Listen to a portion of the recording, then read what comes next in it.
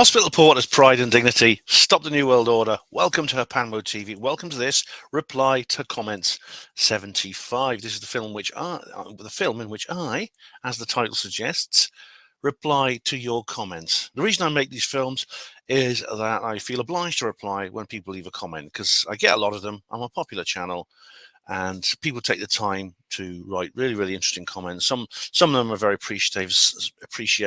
Some of them are very long and detailed, and obviously a lot of thought goes into them. So I do feel obliged to reply to them. But unfortunately, I don't have time to reply to text, which is why I make these videos. Now, you may think this is a bit of a silly and pointless way of replying to a comment, because it's a 9-hour video, because my comments reply videos are some of the longest I've ever done.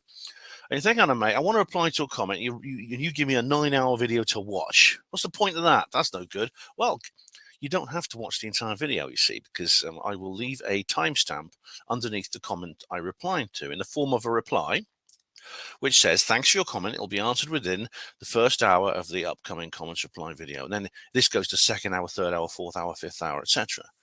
So this will tell you approximately to within the nearest hour when your comment is going to be answered. So you just have to watch that hour. See, simple as that. You may think, gee, that's not too much to ask, is it? Watching 1 hour, put it on in the background while you're making dinner. Now, so another reason you don't have to, it's not a problem, is because my comments reply videos are a lot shorter than they used to be, because I do them more often. They tend to be less than 4 hours long. Because I try to do them every 2 weeks. In fact, I'm doing one today exactly 2 weeks after the last one. I think that's a good balance to have. That's a good kind of cycle, I think. They otherwise stop them getting too long. Another reason I make comments reply videos is because I enjoy doing them, and guess what? I think you guys do as well. I mean, I enjoy making them. They're some of my favorite videos, actually, are comments replies, and I know a lot of you, the viewers, like watching them. I know some of you watch them all the way through. So that's why I make them. So what I'll do is I'll go to the last comment that was left for me after the last comments reply video. This is 2 weeks ago. It was actually an answer to one I previously replied to. And this is the one. It's quite a long, it's actually a conversation. We're jumping right in the deep end here, actually, with Jim Skin Pivot. Now, I'm not going to respond anymore to points you've made before, because I think you're trying to drag this conversation in circles, because I think I know what this is going to be about. It's going to be about Marcus Allen at the British Interplanetary Society. Now, I'm afraid I'm not willing to entertain a very, very long conversation about this, because if you simply repeat points you've made before, all right, just to let you know, I will overlook any comments you make that you've made before.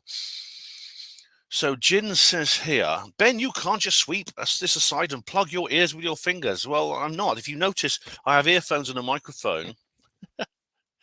In case you hadn't noticed, Jin, I'm actually replying to you. While we're on the subject, you just reminded me. I'm just going to double check the audio. It's working. Good. I'm not sticking my fingers in the ears. I'm sticking earphones in my ears, and my mouth is covered by a microphone. So I'm not sweeping it aside and doing those things. Alan did change his position. It would be nice if he actually addressed his own direct. Okay, let's have a look. Hang on. If this is not a new point, I'm skipping over it. BIS member Marcus, you said right at the beginning, you said, I do not doubt that man has landed on the moon. Is that correct? Marcus, there's more than enough evidence that I'm persuaded by, specifically, as I say, the photographs from the Lunar Reconnaissance Orbiter, which show the land as where they're supposed to be. Yeah, I'm not certain about that. Jara White has done a video about how those could have been faked. But anyway, I checked the Apollo photographs overhead compared to the LRO photographs of the same mission. The patterns of the crater matches, the positions matches. The only thing I object to is they're such poor quality photographs. There was a body of thought which does believe that nobody went to the moon. I don't happen to agree with it. That's a quote from Marcus. And Jin says, precisely what is consistent about Allen's position as a commentator known for not accepting manned landings, while briefly and on camera affirming them to be a renowned group of PhDs. All right, I'm going to say this one last time, Jin, and then you either give me a new point or I'm going to drop this. He says there's more than enough evidence, as he said, from the LRO photos, that somebody landed on the moon. And I actually agree with that. I think there is evidence that people have landed on the moon. It doesn't actually just come from the LRO. It comes from other sources as well. In fact, I believe probably more people have been to the moon than we've been told. Many more, probably many times as many astronauts as we've been told. And also, I think the exploration of the moon probably began much earlier than we've been told, probably in the 1940s, I would say. So I agree with him on that. And whether we could differ on who went, and I think probably Germans were the first people to go. Marcus might disagree. We may disagree on the timing. He may think it may have been another in the 60s. I don't know. All right, but he's just saying here that he's persuaded that people. There's more than enough evidence persuaded. He said here, because as you said, this is a quote from him from the BIS member. She says, "I do not doubt that man has landed on the moon." Is that correct? Okay. So I agree with him on that.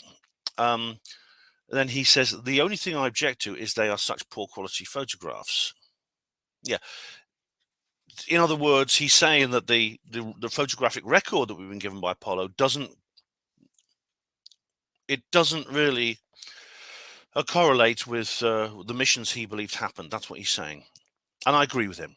There's a body of thought which does believe that nobody went to the moon. I don't happen to agree with that. Okay, so that is perfectly consistent, Jin. Perfectly. And that's really now. Unless you now really have to move on to another point, because I'm not going to go over this again with you. Max Q says underneath, "I saw it, Jin, and you're absolutely right. In a previous video, Ben has claimed that the BIS put Marcus up against the wall and forced him to say what they did. Alan is actually a member. Now he's claiming he didn't mean what we heard him say. What's next? Jedi mind tricks? These are not the BIS members you're looking for, Max." All right. I did claim that, and I was wrong. But you say in a previous video. Now, the previous video you mean is probably one. I mean, you must have gone through my entire channel, because you're talking about things I said probably 10, 11 years ago on videos back then. Because I don't believe they just put him up against the wall and forced him to say it. I think and indeed, as we've seen from analysing it, and do you remember I showed you the article in the last comments reply video? You see, when I first heard what had happened, what he'd said, I wrote an article said, "Is Marcus Allen changing his mind?" or something like that. It wasn't a hostile article. I mean, I know people do change their minds. I've told you before about Neil Sanders and Brent Lee. The people on our side of the debate do cross the aisle. So my intention was to reach out to him in a friendly manner and just ask him what the hell he's talking about. As it turns out, I'd misunderstood. I'd actually misunderstood his words in the same way that you and Jin Skim Pivot have. Max Q says, "Alan has had time to concoct some BS. There's videos where he was sent an email questioning him about this, and he refused to answer." Well, he may have. He gets a lot of correspondence. He may have simply overlooked that, Okay, here's a comment. There's a long comment here from Jin to Max. "Totally. This is all part of the strictly amateur game plan. Quote, we want the truth, but allow some license to use hearsay, paraphrasing, rhetoric. Alan has claimed unambiguously the following, unambiguously stated the following: they couldn't take photos of the Earth from the lunar surface or they'd fall over backwards. This was modified to a variant saying that they could take the cameras off their chest. How could they know how to aim the cameras in the right direction?" All right. Well, that's kind of obvious. I mean, Marcus corrected himself over an obvious point. So he didn't think of that. I think, what do you expect from him? Do you think he's a miracle worker? He may have thought, well, hang on a minute. They could take the cameras off the bracket. How would they know to aim the camera in the right direction? Well, without a viewfinder, you'd have to be very careful, especially like when you're holding it in these big, thick gloves. I mean, you could bracket it like by moving it a little bit that way, a little bit that way, a little bit that way, so you get like a few shots in the same direction. But you could end up still with you risk not actually getting your subject in the center of frame. Alan claimed that Apollo 8 heat shield was untested for re-entry. Is that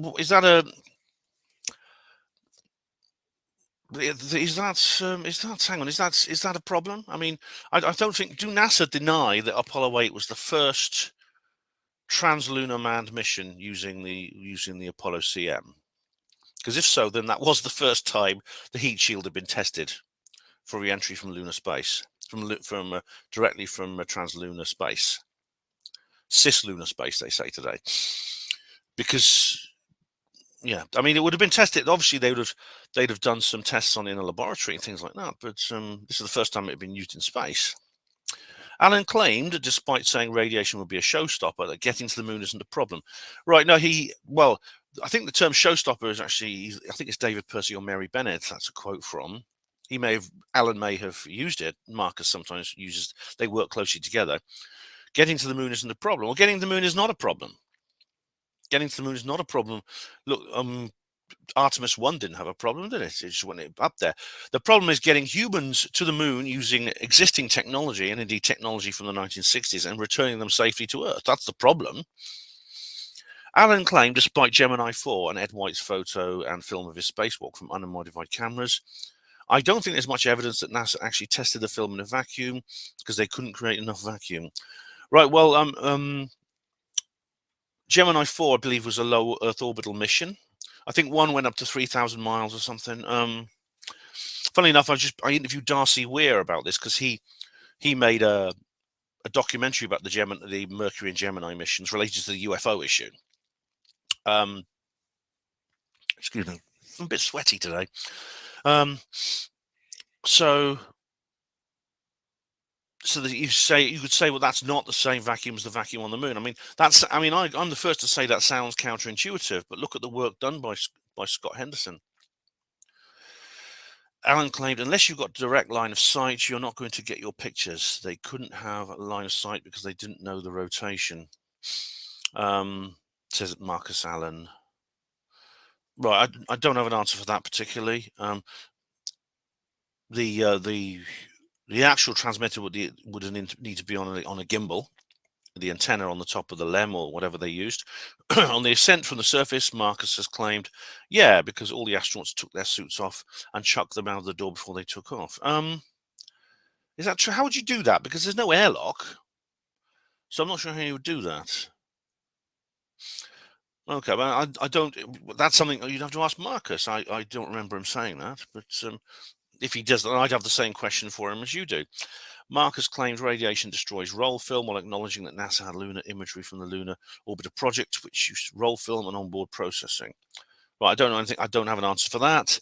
Marcus has agreed with Henderson that the Van Allen belts destroys radio signals, while second later agreeing with Henderson they've been bouncing radio waves off the moon since the 1950s. What frequency, what wavelength, what amplitude? I think Scott actually says, it's not all wavelengths. He specifically mentions microwaves.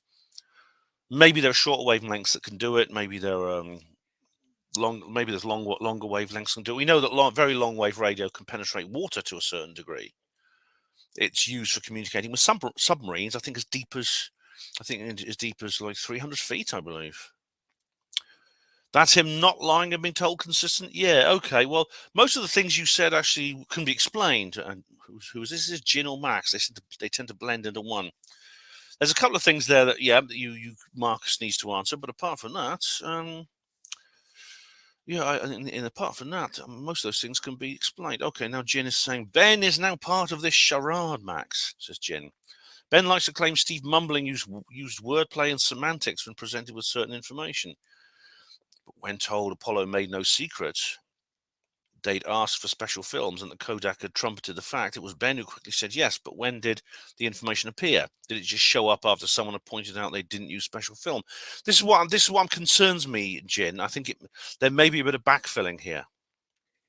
I did post one of you, I can't remember which one, asked for Douglas Arnold talking about the film on the Percy and Bennett's documentary, and I sent it to you.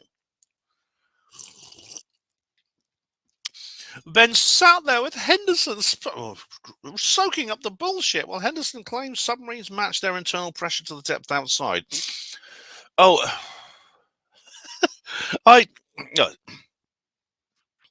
do you not remember? I've already been through this. I'm going to go through it once more and not again. Okay. Some submarines do that. Okay. But of course, they're limited in depth. Submarines that go deeper, For example, I gave the example of the submersibles that went down to the Titanic, 12,000 feet down, of course, would have pressure hulls. I'm not going to go. There's nothing inconsistent there. And it's not bullshit to claim that. And Scott didn't claim that all submarines match their internal pressure with the depth outside. Did he? If so, then he's wrong. Obviously, you cannot. I know from this guy I know who's a diver. He regularly. This guy, when he was he used to be. He's a UFO witness too, by the way.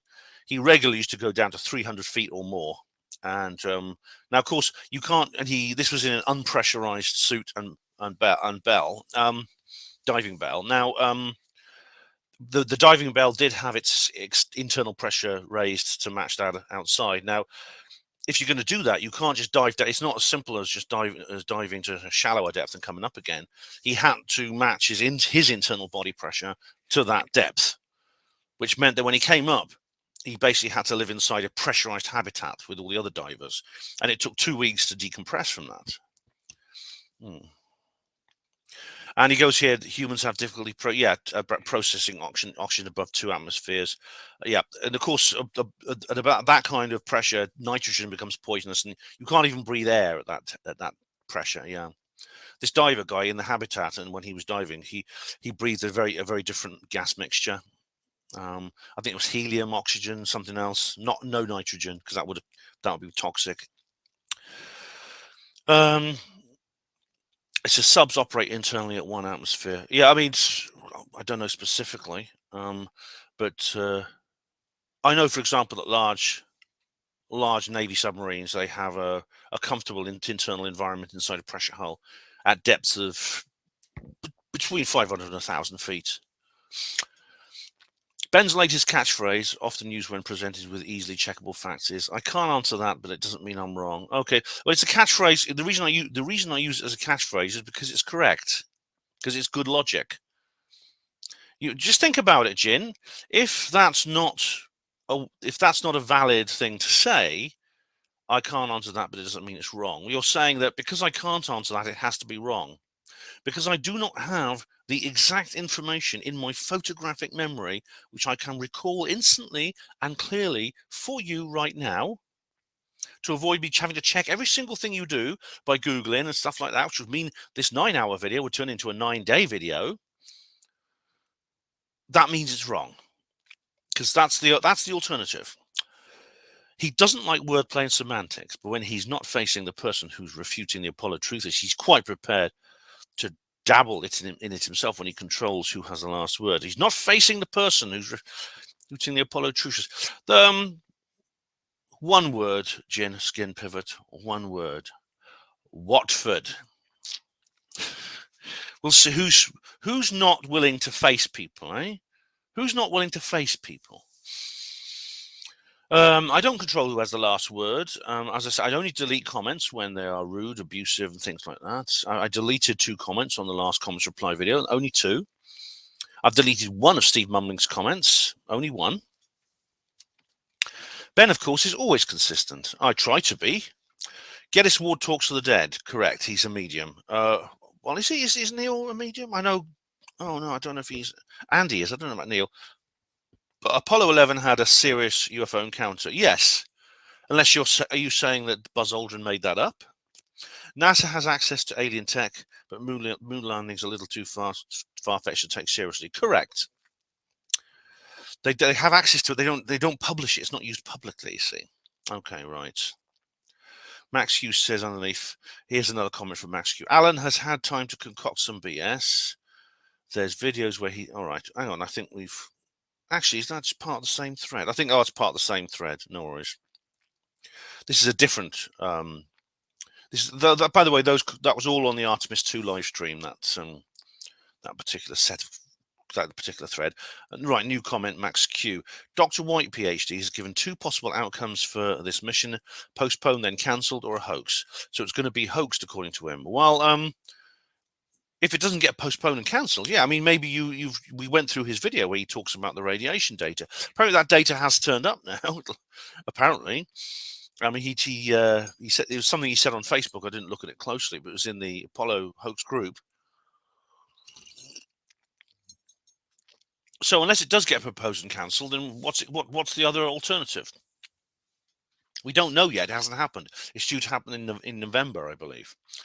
Max Q said, reply to comment 73. Ben, I said I believe it's possible to make a apostrophe you, then checked yourself before you said phone call to the what? Phone call to the moon. Had you carried on, you would have contacted Henderson, and you would never do that. What? You said I believe. Oh, this is quote. I believe it's possible to make a. You then checked yourself before you said phone call to the moon. Do you mean I paused for a moment? Had you carried on, you would have contacted Henderson, and you would never do that. What do you mean? I often talk to Scott. Well, I don't know. There's maybe many reasons why I paused. It is possible to make a phone call to the moon. It's very difficult, but it can be done. You have to attach a radio telephone to the transmitter receiver at NASA or Parks, wherever it is. Okay. Reply to comment 74. David, splendid isolation. Thanks, Ben. You're welcome, David. All right. 74 again, Rick Horden. Excellent. Thanks, Rick. Thank you. Here we go. Right. Reply to comment 74. Jack Parker. I got a feeling this is going to be the first of many. I guess I meant that in that scenario, the federal buildings and police stations would have nowhere to be. It would be too dangerous for them to exist in the open. The employees of these places would be in far too much danger. But the jails and prisons would not likely be attacked or blown up, housing the rebels, their comrades in arms. I don't know what that's related to, I'm afraid. Sorry, Jack. We covered a lot of subjects and I've probably forgotten. He carries on a different comment. Same video, 74. Of course, the surreptitiously abducted prisoner for safety reasons will be placed in a collar. Is this to do with Jeffrey Epstein? So is this about Epstein? I don't know what you mean, Jack. If he he carries on. If he attempted to resist or somebody attempted to help him, he would be killed instantly with a collar. All right, is this like in that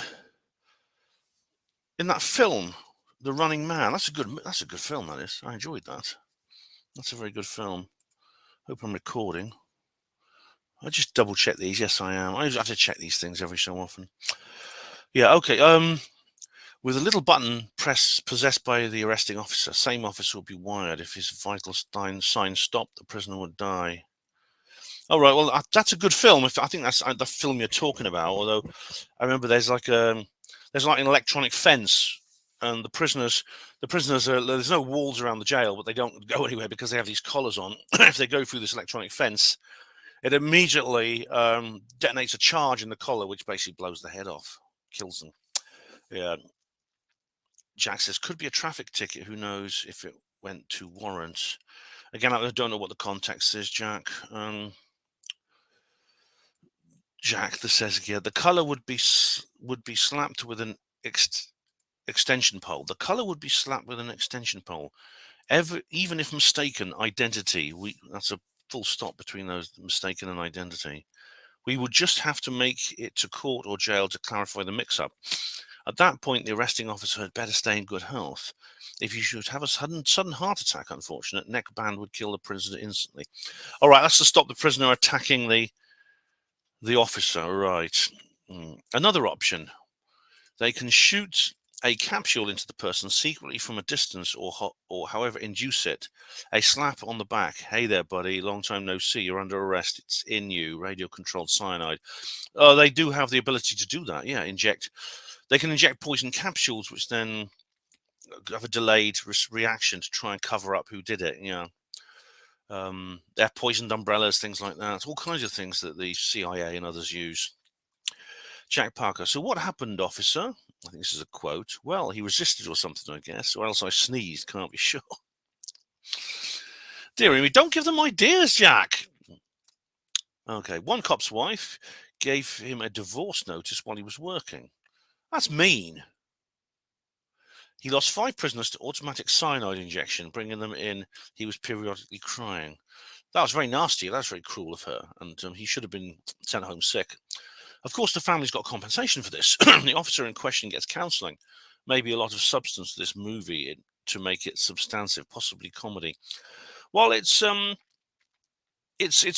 unintentional common comedic moments in it, like all of those films with Arnold Schwarzenegger. They tend to have that. They tend to have that light-hearted touch to them. I think it's a good film. It presents a world, firstly, in which the media lies about everything. It's very good film.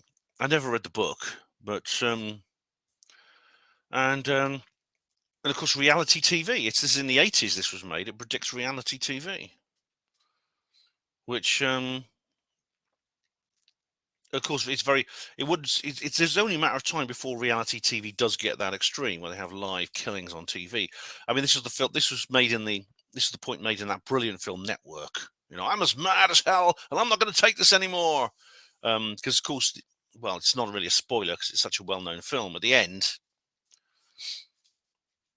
of course, they do go to that extreme for the sake of views, and they have the world's first live murder on television. It's the guy they kill is this wonderful man who's they've been exploiting. They've turned him into he was a very wise man who goes into like trance-like states and starts ranting, and they just turn him, they plasticify him, they turn him into a product, and then they kill him when he's no longer it's more useful to them than otherwise. They just have him killed on TV. And it does predict things. I mean, it was set in the year 2015, I think, which of course is the past, actually. So perhaps they were anticipating slightly too quickly the way things would change. However, just because the timing, because the speed of change was out. Obviously, it's now 2023, and we're not quite that bad yet. That doesn't mean it won't become that way. 74 again, Jack Parker. This possibly too much. One cop realizes he's made a mistake. He's kind of worried because he's not feeling so good about having made a mistake. So he tries to dig the implant out of the suspect. Suspect on the edge of being cyanide poisoned. What an upsetting situation. It's almost as if he's wrestling with a prisoner. It's awful. I mean, I just hope they don't do this. I mean, what's wrong with good old-fashioned handcuffs? I mean, and chain link fences. Jack Parker. So the cop-out part of the reason, worried that he won't get retirement if he comes in with another dead prisoner accidentally. So the prisoner, possibly Jim Carrey, has to make jokes so the cop won't get upset while on the way to the jail, but they go through some ordeals getting stranded, etc., trapped in elevators, traffic jams. Jack, is this your idea for a movie script? Because I got the feeling, I think you're actually referring to something you're inventing now and you're coming up with, in which case write it and write the script and send it in. I mean, if anyone else tries to nick your idea, all right, and plagiarize it, you can always refer them to this video and say, look, I first outlined this idea in this comments on this YouTube video. So you have full copyright. Yeah, Jack. Or better still, Jim Carrey would be the star cop who has the emotional disorders. He can play roles like that. I mean, he was very good in this film called Eternal Sunshine for the Spotless Mind, which is like it's an unusual straight role for him, but he does it very well. He plays this guy called Joel, it's a wonderful story, actually. It's a wonderful story.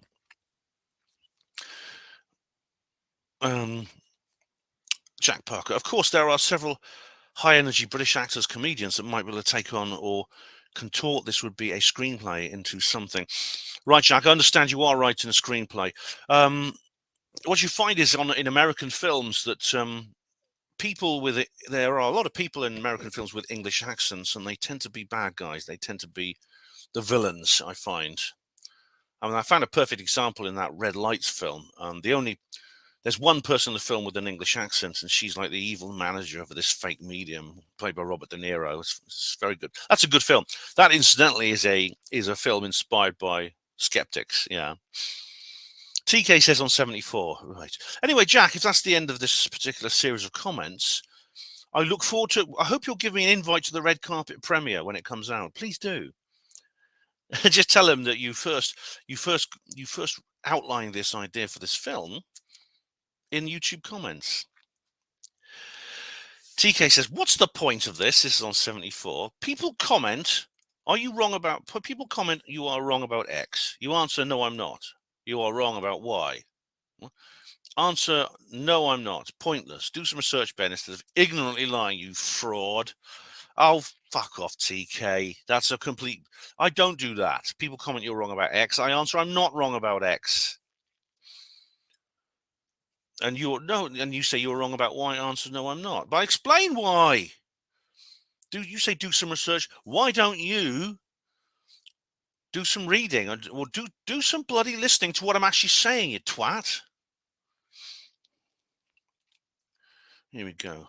All right, TK again. Oh, bloody hell, what's his now? All right, 70. This is on 74.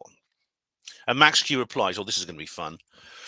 Quote, Galileo said the sun is the center, and Copernicus says, no, it's the earth. So then Galileo explained, no, it's this. What? Galileo said this is in quotes, said the sun is the center, and Copernicus said, no, it's the earth. Yeah, I think that's right. Isn't that correct? So then Galileo explained, no, it's the sun. Yeah, isn't that right? Okay. Do you just say anything, Ben? They both said the sun was the center and never spoke, as they lived in different times in different countries. All right, well, look, who was it then? All right, la-di-la-di-la, TK, we know you understand the history of astronomy better than I do. Yabu sucks to me. All right, well, who was it who said, who was it? It was, who was it? I said it was like the geocentric universe. I called it, what did I call it? I think I correctly said what it was. Geocentric model. The geocentric model, yeah, this is it. The geocentric model. I'm just reading from Wikipedia now. The Ptolemaic system. I said that. Exemplified specifically by the Ptolemaic system, the depiction of the universe with the Earth at the center. Under most geocentric models, the sun, moon, stars, and planets all orbit the Earth. Yeah, I mean, this is not unlike the modern flat Earth vision of the universe, except the Ptolemaic system. In the Ptolemaic system, they understood the Earth was a sphere. They just believed it was the center of the universe. So I did say that. I did say Ptolemaic. All right. Anyway, Max Q. Ben's used to letting any old rubbish come out of his mouth. He's not used to decent in the ranks. I think you mean dissent. This is really weird, Max. You and TK are literally dissenting against me in the comments section, and you say I'm not used to dissent in the ranks after everything Max said earlier on as well. Crafty Niles, why do you listen to his channel? Why? And 3 times that she says, why do you listen to his channel? And says, sorry, I do sound boring or repetitive. Well, so do you. Trust the crafties. Trust the crafties to come up with a good rejoinder there. Thank you very much, crafties. Much appreciated. Okay, we've got a thread here with Charles. Charles, like I said, if this is about what I think it's going to be about, email me. I'm not going to discuss it with you. TK says, yes, Max and Charles, I think people are waking up to Ben. It used to be a nice channel. Well, TK, how is it different now? Oh, hang on, there's a... Right, okay, there's... This appears like it's a reply to somebody, yet this is actually the OP of a thread by TK. I don't quite understand that. Unless somebody else. Sometimes I don't see all the comments. That's the thing.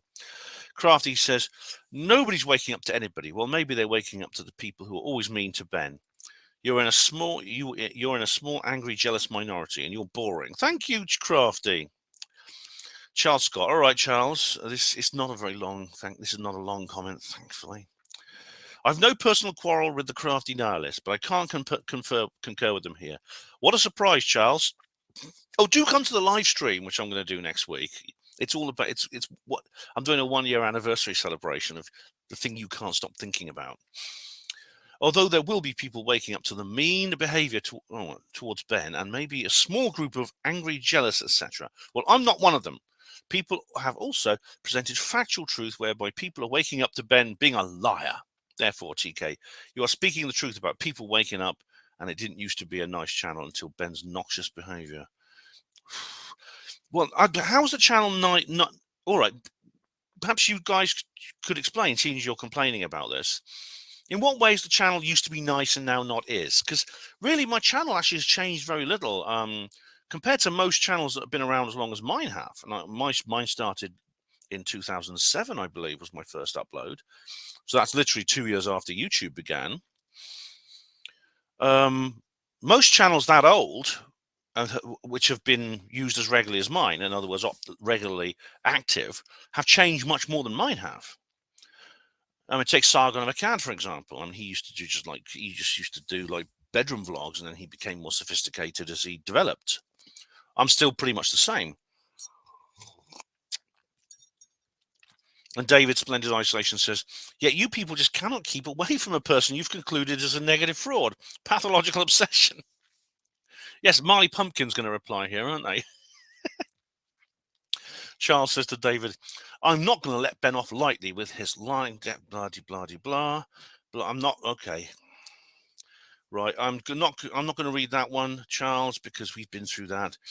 And then he says at the end, I will probably finish commenting on this channel. Well, Charles, to be honest, that will be a relief. It will be if you do. I'm not going to make you. I'm not going to persuade you either way. But you know, I'd like you not to finish commenting, ideally, but I'd like you talking about another subject. Just move on to another subject. If you want an apology from me and you think I owe you an apology, you have my email address. We have emailed each other before. Could we sort this out privately? Because I don't think I owe you an apology for anything. Charles Scott to David Splendid Isolation. OLM was a blah blah blah. With Ben's line, deaf and blah blah. Right, okay. And Charles Scott says also here to TK, it's not childish nonsense. There is seriously absolute proof. No doubt whatsoever. Ben is blah blah blah. Defamation, blah blah blah. Deleted a comment, blah blah. It's diabolical. Ben spouting out an accusation. Look, please, Charles, just email me, will you? Email me. Woody Black says on reply to 74, you didn't like Ghostbusters 2? No, I didn't. It's a good movie. Obviously not as good as the first, and definitely a very different tone and style to the first. But I think it was a worthwhile sequel. You and I think, obviously have a different taste in films. I wouldn't say that, all second movies. I said earlier on that no really good film should ever have a sequel. I think there may be examples of good sequels. And Jaws 2 was good. The second Jaws movie, that was very good. But still, I mean, generally, they want to, they create something. Hollywood creates something really great, and they try and just overstretch it. The 80s were good for sequels that weren't quite as good as the first movie. Yeah, and not just the 80s. All the decades, certainly in my lifetime, for films. And often changed the tone or went over the top with it. Were still good, e.g. Gremlins, RoboCop, Batman, and Ghostbusters. Right, yeah, Batman is an exception, right? The Gremlins films, I don't really know very well. I've seen a couple of them, and I thought they were pretty good. RoboCop, I'm afraid the sequels, RoboCop was outstandingly good. It was really great. That is Paul Verhoeven's original. The sequels were terrible. They were. I watched the second one, and I watched a bit of the third. They were bloody awful. Batman is an exception. All the Batman films are brilliant because I don't know if they're really even sequels. It's almost like the reason the Batman films are also good, I think, is because they all are kind of separate stories, and they also bring in new cast members, new crew. Some of them. I think James Cameron directed a couple of them.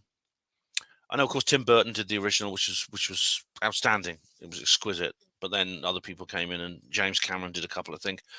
So yeah, Batman, I think, is the exception. Ghostbusters, like I said, first one, brilliant, excellent. Second one, I didn't like.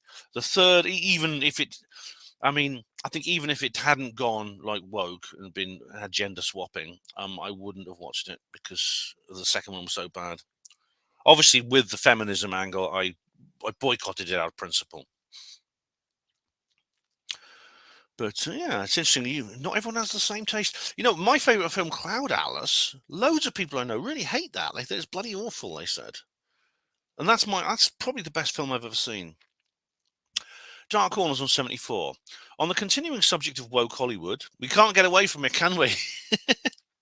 Our friends at Lucasfilm Disney, after the recent news that someone high up in the company wanted to write Anakin's backstory to make him non-binary.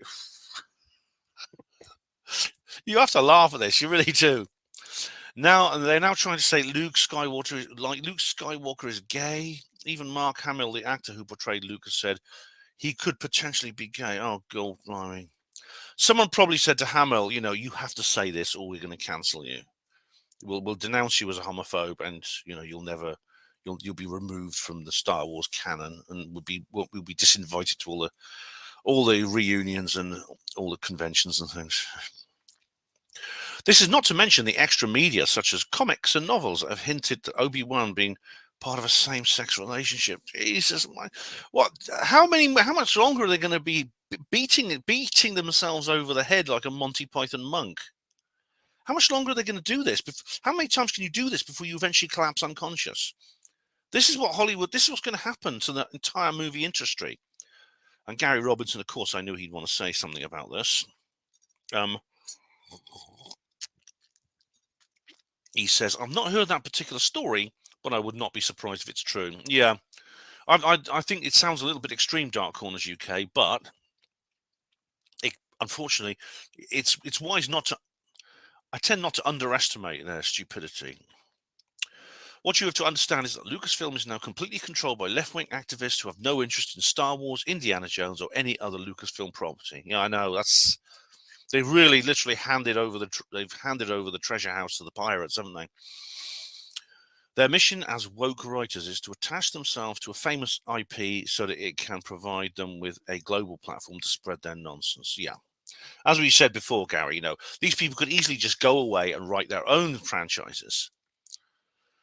And then create their own movies. But of course, no one would want to watch them. They are tricking people into watching their propaganda by taking, it's almost like a cuckoo-like activity of laying their eggs in someone else's nest.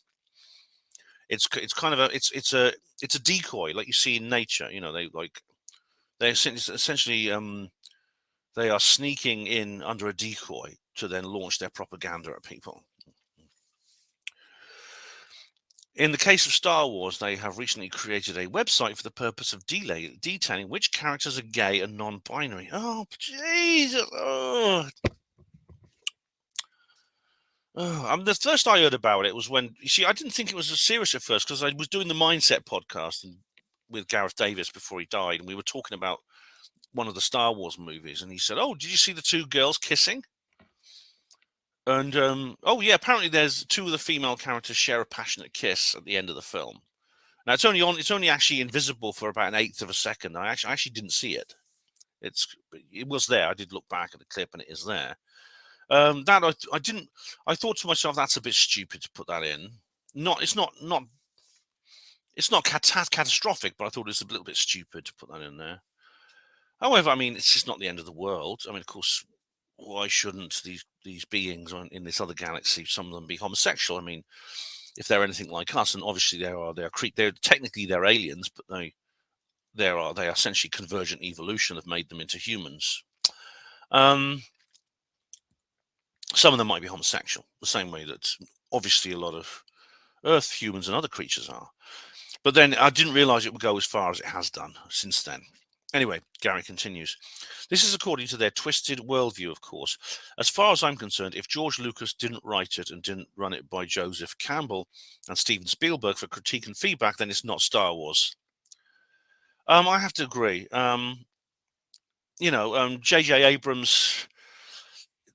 J.J. Abrams did Star Trek very well. He really created a very good Star Trek. But Star Trek is a very different story to Star Wars. I mean, people say, what's the problem? They're both science fiction films about spaceships and things. They're very, very different premise.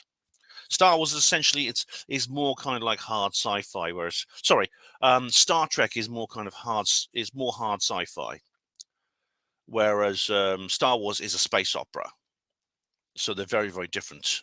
Star Wars shares a lot of tropes with fighting, sword and sorcery fantasy rather than sci-fi. Star Trek does not. Star Wars has this mystical side to it, which Star Trek does not have.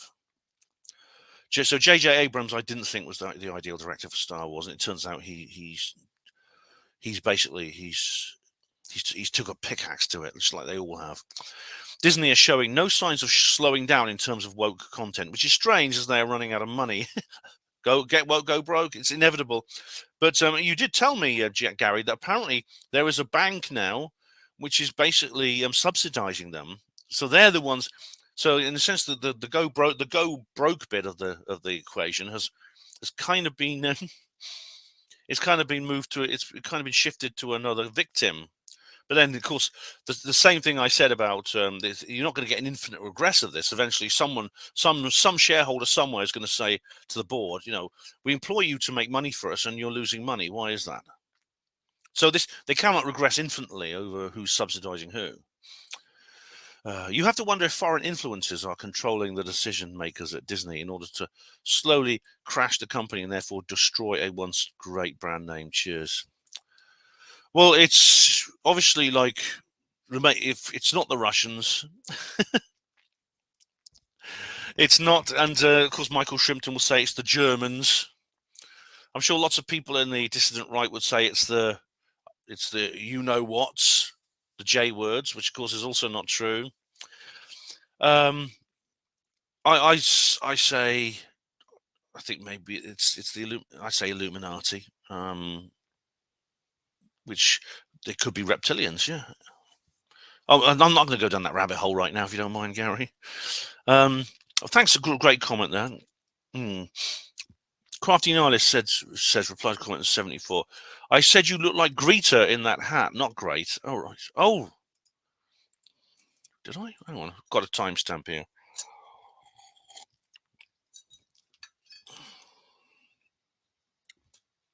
Old one. You look great in that hat, says Crafty. Yeah, that was a present from Sophie the Porter's poet. Oh, look like Greta. Oh, I'm sorry.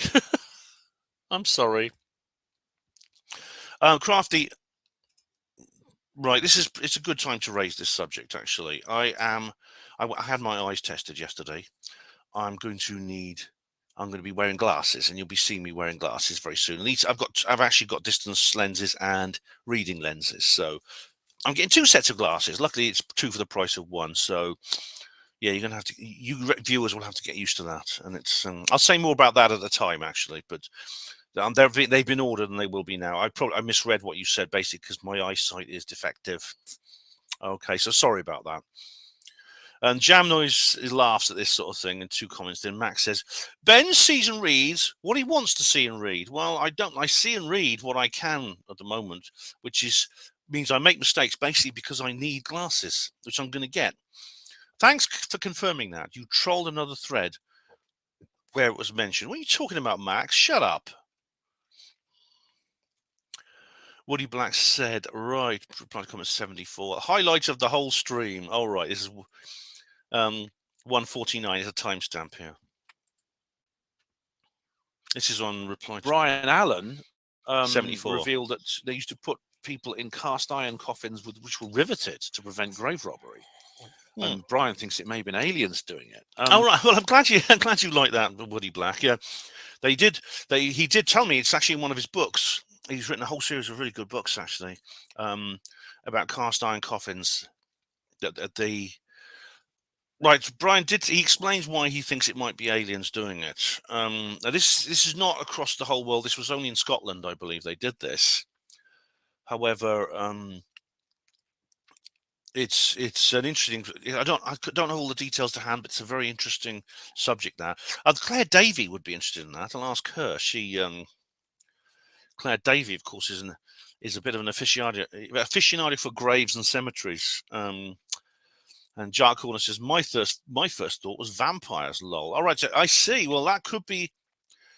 It's interesting that the vampire legend actually comes from Eastern Europe. I believe vampire is a Czech word, and it comes from when they used to exhume the coffins. Apparently, they used to exhume now. And sometimes the body would be intact; it hadn't deteriorated, especially if it'd been buried over winter, because it gets very cold in Eastern Europe, and it could be the ground freezes, so the body is essentially preserved and probably just breaks down in the spring. But they used to bring the body up and and they used to, sometimes it will make a noise, which they sometimes do. It sounds like a voice. Then they stick a stake through it to stop it. And it's a very complicated business where the legend of the vampire comes from. It's very interesting. Crafty Knight says, Bungle looks like he's doing his exercises. Well, he's wearing a bandana, and he's wearing a red dragon bandana. He's a good Welsh bear, he is. Stephen Truthseeker says in reply to 74, Ben, too many special people commenting just wasting time. Well, Stephen, I am, if you may have noticed, I am now not, I'm not reading through every single comment. If I think people are repeating themselves and are wasting time, I will skip their comments, and I have done even in this video. Jam Noise says special. Oh, right. Stephen misspelt there. I'm dyslexic, he says. I meant skeptical. Right. Too many skeptical people just wasting time. Right. No problem, Stephen. I don't think skeptical people commenting is inherently a waste of time. However, the people I think are wasting time at the moment primarily are the skeptics. That being said, of course, Charles is not a skeptic, but he's the big. Charles Scott is the biggest time waster of all at the moment. And as you may have noticed, I am skipping over some of his comments if I believe he's repeating himself. Yet, of course, Max Q and Jim Skin Pivot are also repeating themselves a lot. They're skeptics. Oh, and speak of the skeptical, here we have Max Q. More childish name calling. That really is all you people have. Come on, Stephen is saying what he thinks. He says too many skeptical people wasting time. I don't think, Max, necessarily you're wasting my time. In fact, it's very educational for the viewers for me to demolish your arguments whenever you put them out. Gary says to Stephen Truthseeker, yeah, I also think that. They are the only ones here. They're only here to piss on the vibe because that's what they enjoy doing. Well, yes, Gary, as you may have noticed, I'm not letting them do that. I'm not letting them piss on the vibe, to quote your state by. So if they just keep flogging dead horses and repeating themselves and dragging the conversations around in circles, I put a stop to it. You may have noticed. But that being said, I think if people disagree, if skeptics come along to the channel, a well-behaved skeptic is very, very welcome to post comments here. As far as I'm concerned, I welcome that. Stephen Truthseeker says in reply to comment 74, North Wales UFO crash covered back in the day on 1990s British cable TV with witnesses. Same with Rendlesham Forest incident. They did a good interview on that too, and Artist Impressions. I can't remember what the show was called. It was 25 years ago. Right, the North Wales UFO crash, that was covered. Yeah, it happened in January 1974 in the Bedouin Mountains. I've done a special video about that. In a few months, it will actually be the 50th anniversary. Yeah. Rendlesham Forest incident. Yeah, it sounds like, you see, in the 90s, you say 1990s British cable. There were reasonably good UFO programs back then. It went downhill in the 2000s, really between sort of like 2000 and 2017. You know, you got like these stupid pieces, these stupid hit pieces and clownish joke programs, which I refuse to have anything to do with. But since 2017, things have improved. Crafty Nihilist says on 74, it's about time you started blocking these wankers. You've got more patience than me. Well, Crafty, I did block, what was his name? I've forgotten Cornelius Crew. I've forgotten his name already. I blocked Cornelius Crew, if you noticed, because of his behavior. And there's another individual who, it's BZ Garson, it's not a secret, who is basically on his final warning. Max Q, I hope you're not including me in this group. You used that vulgar word to refer to. I've already, what do you mean, wankers? It's Max, are you really American? Americans don't even know what that word means. I've already been called a bastard for proving Ben a liar. Don't you have any rebuttals? Just derogatory names. If I called you that, Max, it wasn't because you were trying to prove me wrong. It's because of your behavior. This is one thing trolls do. You know, it's a bait and switch. They rear you up, and so you start calling them names, and they say, all I did was try to prove him wrong, and he's starting being rude to me. No, come on. Where did I call you that? And I bet you anything it's because you had a go at me. David said, Crafty, these people can't stay away in their pathology. Ben permanently occupies their heads rent-free. Well, oh, yeah. Well, squatters leave pretty soon, isn't it? Charles, if Ben blocks me, I'll just create a new account and post a comment again. Oh, Charles, you've done nothing that warrants blocking. You said things that warrant skipping and not being involved in this particular production. But yeah, I wouldn't be. You are so fixated. It wouldn't surprise me if you did. You wouldn't be the first one to do that either. Max says to David, why do people always say that kind of stuff? Oh, yes, of course, because it's nonsense, and nonsense is your speciality. Rhetoric, no arguments. Crafty says, Max Q, vulgar. That was me being polite. And then Crafty says to Charles, and you can't see the madness in that. Yeah.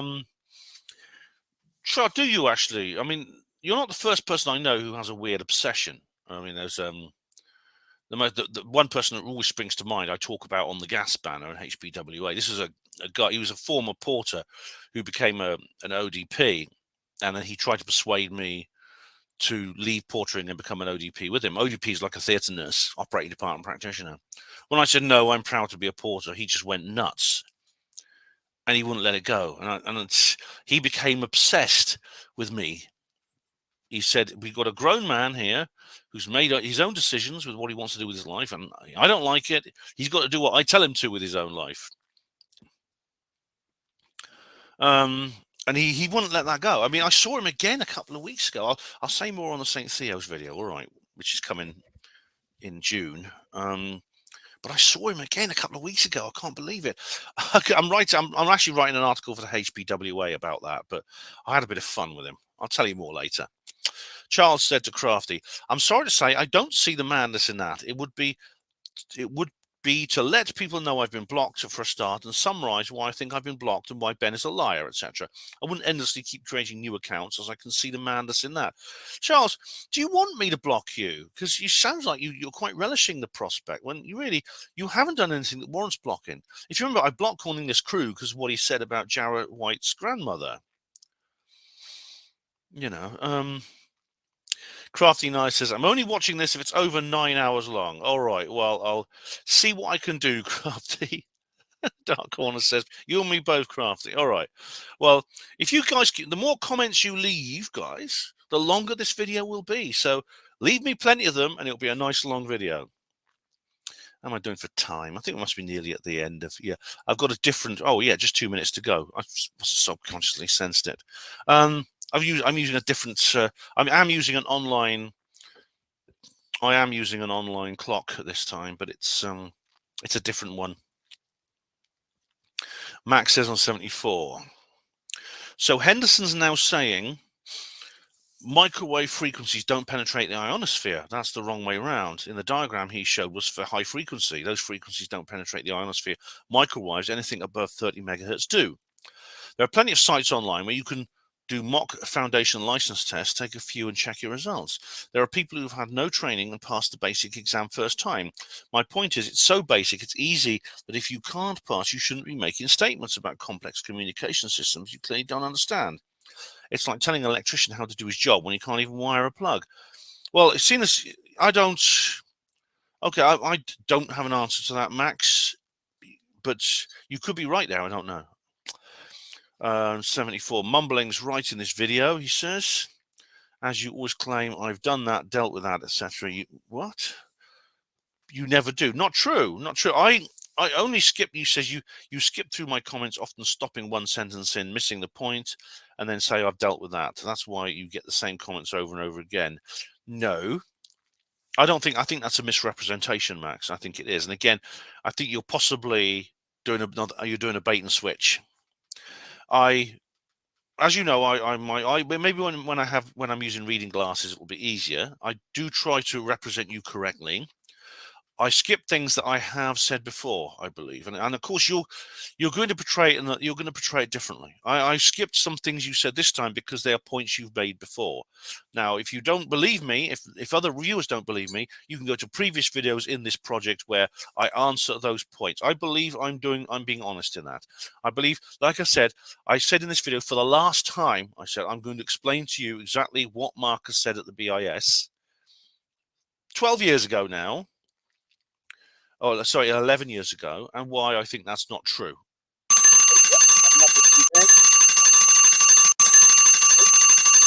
That's a very nice ringtone. Okay, guys, I'll be back for hour number 2 very shortly. Okay, I'm back now, guys. Back for hour number 2. I haven't. Let me just adjust the timestamp. I haven't done that yet. Here we go. Yeah. There we go. That's it. Right, yeah, so I've got the right timestamp. Yeah. It's all rough and ready here on HPANWO TV, guys, isn't it? Okay, Max Q says here, 74, I'm repeating because you don't continually miss it out. No, I don't. Now, I should have predicted you would actually say this, that when I skip over something you said, you go, oh, hang on, I'm just trying to prove you wrong. I'm only repeating it because you didn't do it last time. When, if you watch the video, you'll see, I believe I missing things out when I have addressed them before, not when I haven't. All Henderson has to do is show proof microwave frequencies don't penetrate the ionosphere. I can prove they do, and it's game over. Apollo must be a hoax. The same for his inverse square law nonsense. Why are you guys not playing these unbeatable trump cards? Again, I don't have an answer for that, Max. Right, here we go. Where are we? Okay. I know we have another. Right, Max here says, you're now claiming you don't skip my comments. If you did it in your own very first response to this video, you regularly butcher comments I make, generally to miss the point. Well, I say I'm trying to read them properly, but maybe when I have reading classes, it'll be easier. And people are really believing Ben's continual denial of things he's done in the same video they're watching. Again, Max, that's a misrepresentation of me. Oh, by the way, I'm using the other browser for these comments, and I've actually used the magnifier, so this is actually 150% magnification. That maybe help. True to form, you skip through my next comments and miss the point. It's effing laughable. And the next. Well, Max, again, misrepresentation, I believe, and I've explained why. David says, moan, moan, moan. Just go and tell teacher and whine about being such a victim. It's not just the cry bully obsession you have with Ben. It's childishly pathetic. If only you could step outside and see yourself. You're too self-absorbed. It'd be embarrassing. Thank you, David. Yeah, they are. Yeah, I mean, I don't mind. Gee, if only they just want to ask questions, that's fine. If they just believe what I'm saying, that's absolutely fine. It's the skeptics who make such a histrionic, big deal out of it. They make a mountain out of a molehill. Max Q on 74 again. Finally, you get something right. Yes, I do focus on what I'm doing at the time. That's how some people get things done, while others can't even read out people's comments properly. Again, I'm not repeating my point there. Okay. 74 again. My point was, despite your fluff, you claim to have seen Elon's Tesla Roadster driven to the launch pad. That never happened.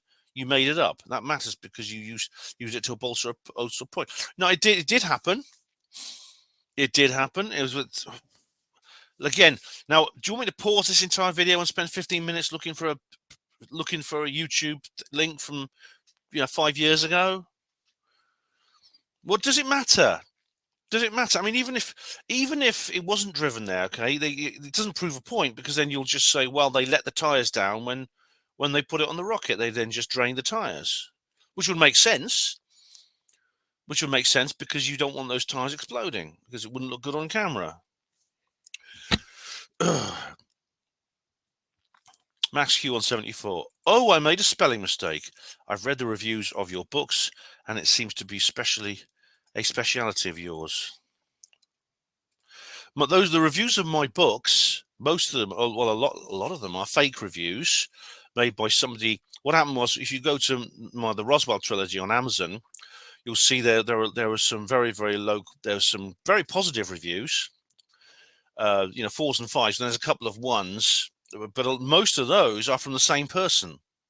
or the same handful of people posting on different accounts and putting in stupid negative reviews when it's pretty clear they haven't even read the books. They're just saying nasty things about the books to try and reduce their visibility, because they want to try and damage my livelihood. And it hasn't worked, because the books, I'm you can't stop me advertising in Nexus and things like that, which I'm doing. So there. The good thing about the Roswell trilogy, I know exactly who to market it to, you see. And you say that, I think the point you're making is that the book has a number of typos in. My books do. The reason is because, guess what? I'm a small publisher. I can't afford an editor. Do you know how much editors charge? So I have to do it myself. Oh, here we go. Right, Max Q says on 74. I said the tires on the STS didn't. Just a moment. I said the tires. Well, I'll come to your comment in a minute. The tires, Tyres. Tyres, tires. That's a British spelling. Americans write Tiires. Who are you, Max? You say you're American. You say you're Max Kiao, a Chinese American woman or something. Why do you write tires Tyres? Anyway, I said the tires on the STS didn't explode and were not stored under pressure. Okay. You read that as the tires on the STS didn't explode and were stored under pressure. All right, well, I've been through that. I did say that it's possible that the tires were drained. I mean, I would do this actually if I was on that mission. I would drain the tires. I'd also put in some equalizing holes. I'd probably drill some equalizing holes through the tires just to make sure that the air inside leaked out when which it would have to do very quickly as the rocket ascended, because of course, as you know, air pressure drops very, very quickly, as you go higher and higher. You don't have to go into space for this. Simply walking up a hill, you can actually feel it on your eardrums. That pressure change. If you walk up a very steep hill, the pressure will change to the point where you can detect it with the feet, with the sense on your eardrums. So yeah, so it's not a really big deal here. I said the STS tires didn't explode and were not stored under pressure. You read that the tires of the STS didn't explode and were stored under pressure. All right, well, of course, it's a difference. Maybe I misread that. See the difference? You're doing it continuously with my posts. I'm not doing it continuously. I'm doing it occasionally. And therefore misrepresenting what I'm actually saying. Well, Max, then you can correct me, can't you? I told you I need reading glasses. When I have those reading glasses, you may find that it changes, because I might be sitting here like that. I look weird with glasses. I know, because I tried. I had to try on the frames in the opticians, and I'm writing an article about my experience at the opticians actually for HPANWO Voice, and I couldn't. There's loads. There's like 100 different frames, so you can check the one which you think looks the best on you. I couldn't find any that looked good on me. I look like a white collar criminal on all of them. Anyway, there are some people who see what they want to see. You read what you want to read. Well, why am I allowing you to correct me then? It's not. The tires on the bloody car are not a big deal. They're not a big deal. I know it's Elon Musk's own car. It's good that he drives his own products. And of course, I expect he's got another one now. Oh, what Max says here. In the video you posted, you missed the booster being caught by the chopsticks. Boosters landing on the ground, although a marvel of engineering and technology, is already yesterday. I missed it being caught by the chopsticks. Are those the things that reach out and grab it? Is that what they are? They're called chopsticks. Right. I don't know. I mean, I missed the booster being caught. Well, I didn't watch the whole video, did I? I mean, it is a marvel of engineering and technology, and I do. It's a spectacle I enjoy. I did watch the Starship launch the other day, and it was quite something. I know there's a couple of comments on there about that. Okay.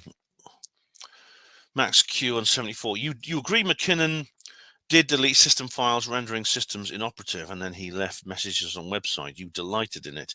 You claim it's all propaganda I've fallen for. You couldn't make this up. You talk so much BS, you can't even remember what you said in the previous sentence. And you, Max, you have not studied both sides of this story. I bet you haven't watched Gary McKinnon's interviews with Project Camelot, have you?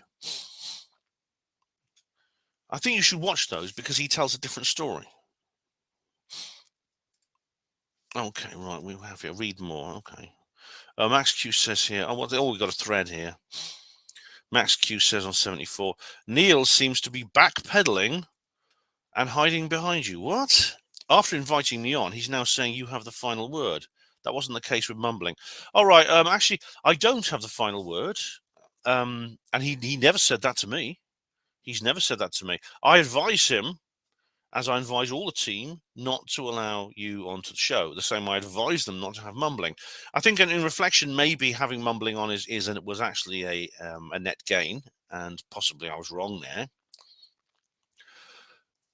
The reason I really don't want you on the show, Max, is I don't think you are who you say you are. I can't prove it, and I'm not going to take action against you, because that's exactly what the person I think you are would want. If I've made a mistake. But Neil said nothing like that to me. He never said I'd have the final word. It's not my channel. I mean, it's in a sense with we're a team, the Apollo Detectives, and they wanted Steve on.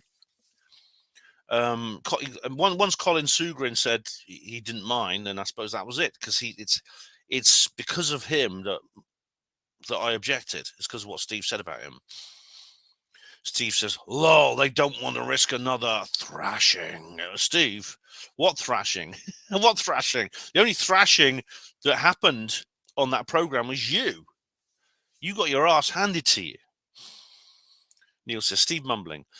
Neil Peel, the Paranormal Peep Show, says to Steve, I don't think you realise why we won't have you back on. Max Q can come on if he's going to be cordial, but Ben has to agree. I'm not backpedaling. All right, Neil, I mean, if you I appreciate you wanting me to be unanimous and wanting me to be involved in this. If the rest of you want Max Q on the show, I'm happy to go along with that. Okay, I'm happy to go along the same way I did with Steve mumbling. All right, we're a team. It's not just my decision. So as far as I'm concerned, if you want Max Q on, that's fine. We'll have Max Q on. Steve says to Neil, you won't have me back on because I crucified you. Bollocks, Steve. Bollocks, you did. Like hell you did. You know it and I know it. No, you know it and I know it. You didn't. And everyone else with an IQ bigger than their shoe size knows it. Oh, man. Max says to Neil, I've never been anything but cordial considering the name-calling and false accusations I've been subjected to. Why does Ben have to agree? He didn't agree to mumbling being on. I know, Max, I've just said I think that's true. I don't have to agree. You think mumbling was something? You ain't seen nothing. Steve's a good guy who is generally clued up, but I'm an expert and professional who won't give you cause or leeway to complain about behavior. Right, well, that's, in a sense, that's a concession on your part, Max, because you're kind of saying that we were right when we said that what we did about Steve's behavior. He did give us cause to complain. How many times have I told you in the other defectives? It's she, Miss Maxine Kiao. Oh, right, well, Max, you see, I don't believe, I'm not sure who you say you are, okay? Do you, space experts, still not grasp the relevance of Max Q? I guess it's better than being called a bastard, or it, as Ben so gentlemanly refers to me as. If I called you that, it's because you said something that made you deserve it, Max. You see, as I said, as far as I'm concerned on this matter, if the other guys on the team want Max Q to be interviewed, I'm happy with that. But my advice is not to. My advice is not to allow Max Q on the show. Max Q, you read my comment on GPT incorrectly. I should have mentioned it each time you do this. Anything GPT rules don't allow, not do allow. Do you see the difference? All right, well, I misread that. Okay, that's fine. 74 Max Q, nothing to do with Alan's appearance at the BIS. It's about his appearance on Israeli TV, as you've read 4 times now. Right, well, I haven't even seen this program, Max. No one's posted a link. I mean, I will check the spam folder, actually. I haven't done that yet, actually, so I'm actually going to do that now. Held for review. Have I got any? Nope, there's nothing here. Right, no, there's nothing in the spam folder. Of course, I have to scroll down now again. But no,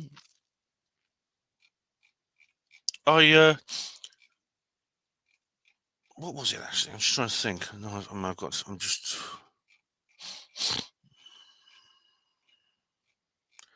All right, down we go. Oh, still quite a few. Still a few come along. Okay, still a few. 11 days. I don't know how long this is going to be on. This gives me a chance to try to guess how long the next video is going to be. Right.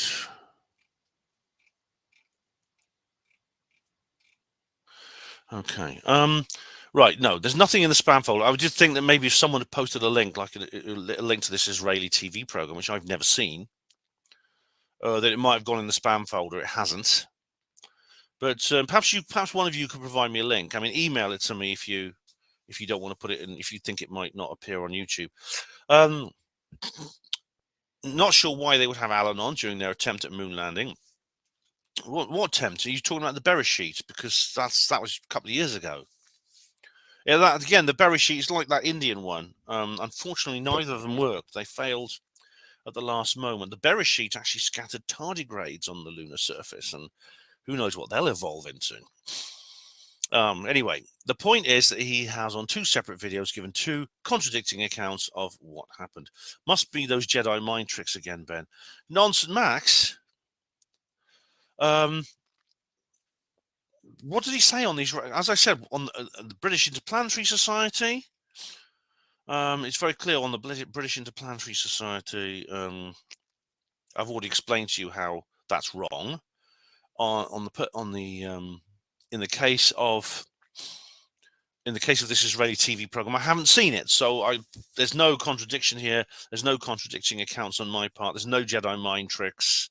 Okay, here we go again. 74. Regarding the upcoming launch of Ship 24 and Booster 7, if it doesn't destroy Stage 0, the launch pad, is that what they call it? Stage 0. That's clever.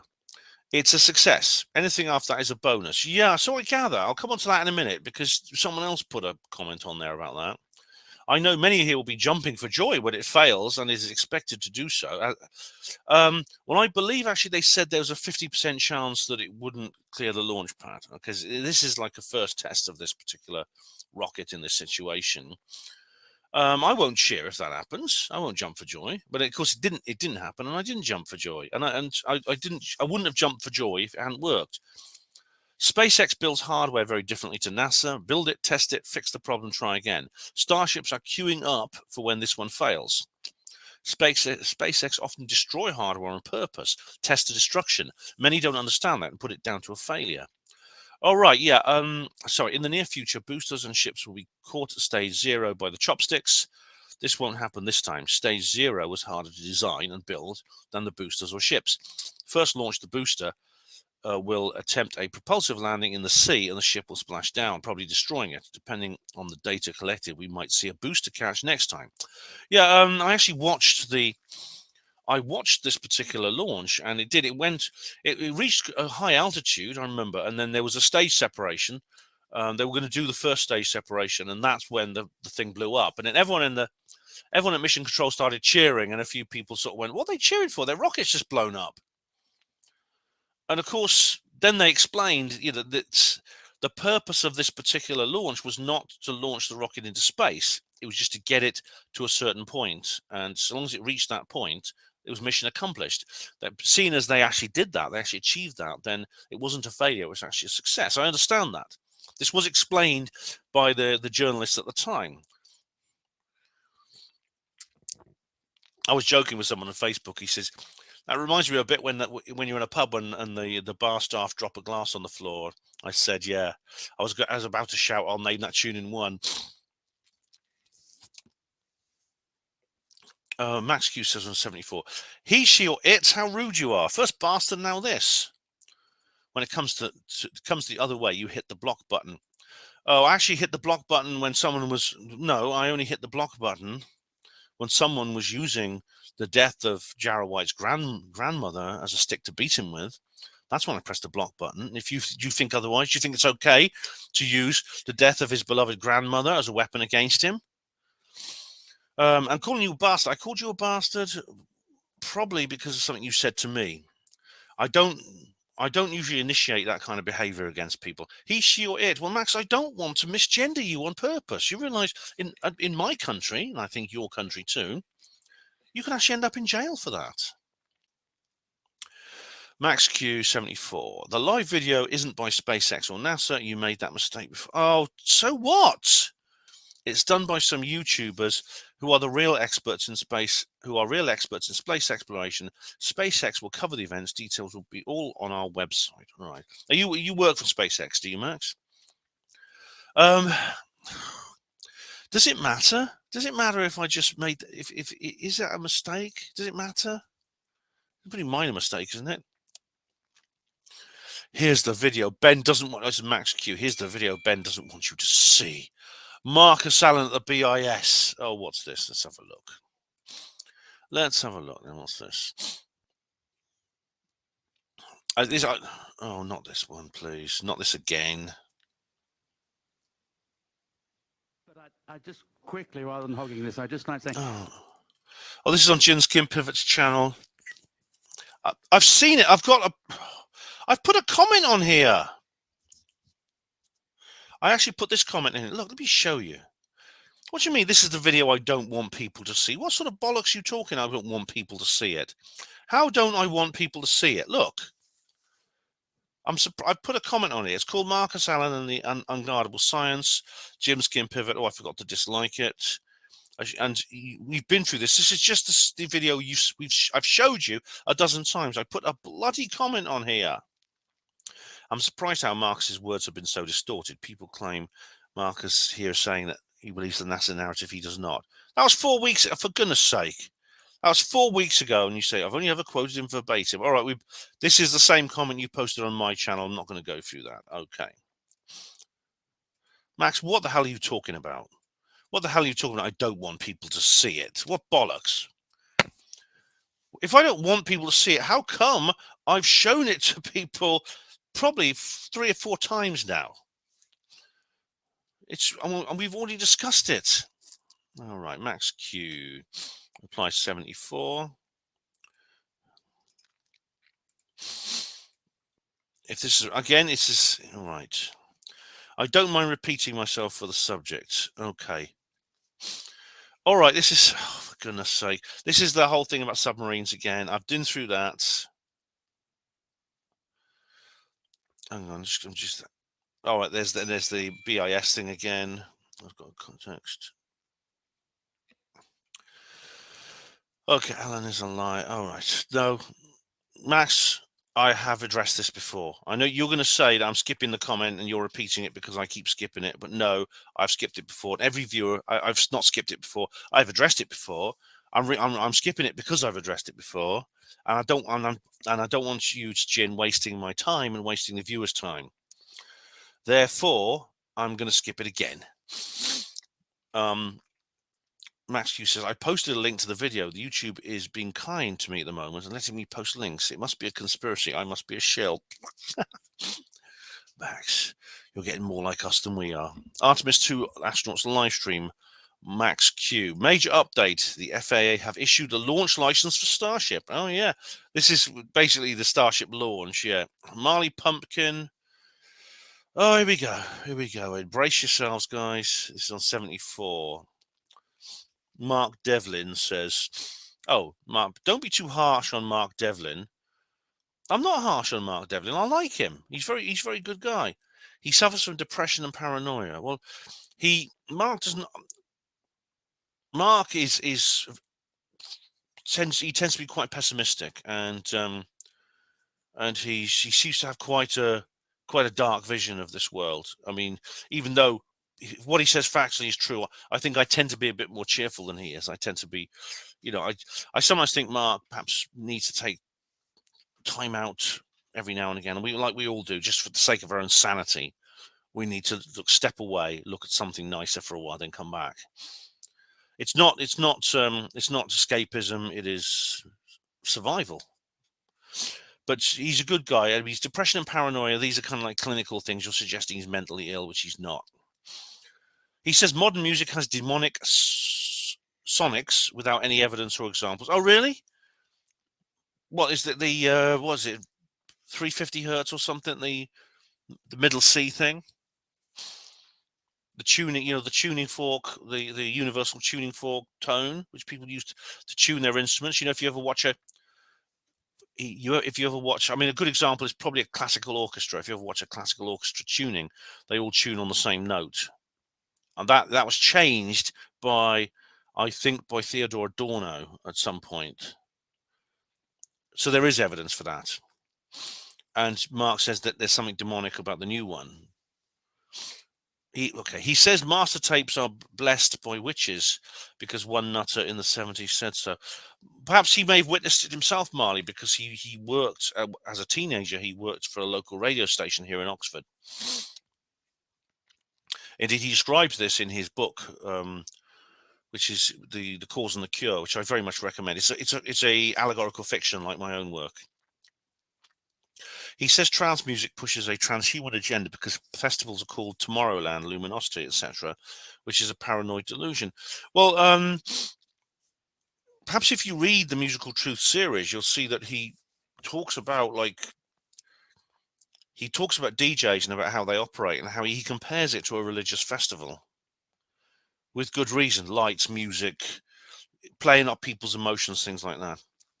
Devlin is a failed DJ. He's not failed. He's not failed at all. He's got a website called DJ Mark Devlin. He does DJ performances and is jealous of successful DJs. No, he's not. He is a successful DJ. His books are all fantasy cobbled together from dodgy websites and equally dodgy YouTube videos. Well, they're not. And what's more, just calling something dodgy doesn't make it dodgy, Marley. His books are not fantasy. They are well researched. He's a guy who knows this business. He knows how it works, and a lot of his stuff has been proven true. Like talking about the sexual abuse, for example, in the music industry. He was writing about that long before it came out that it was going on. And calling something dodgy doesn't make it wrong. You have to explain why it's wrong.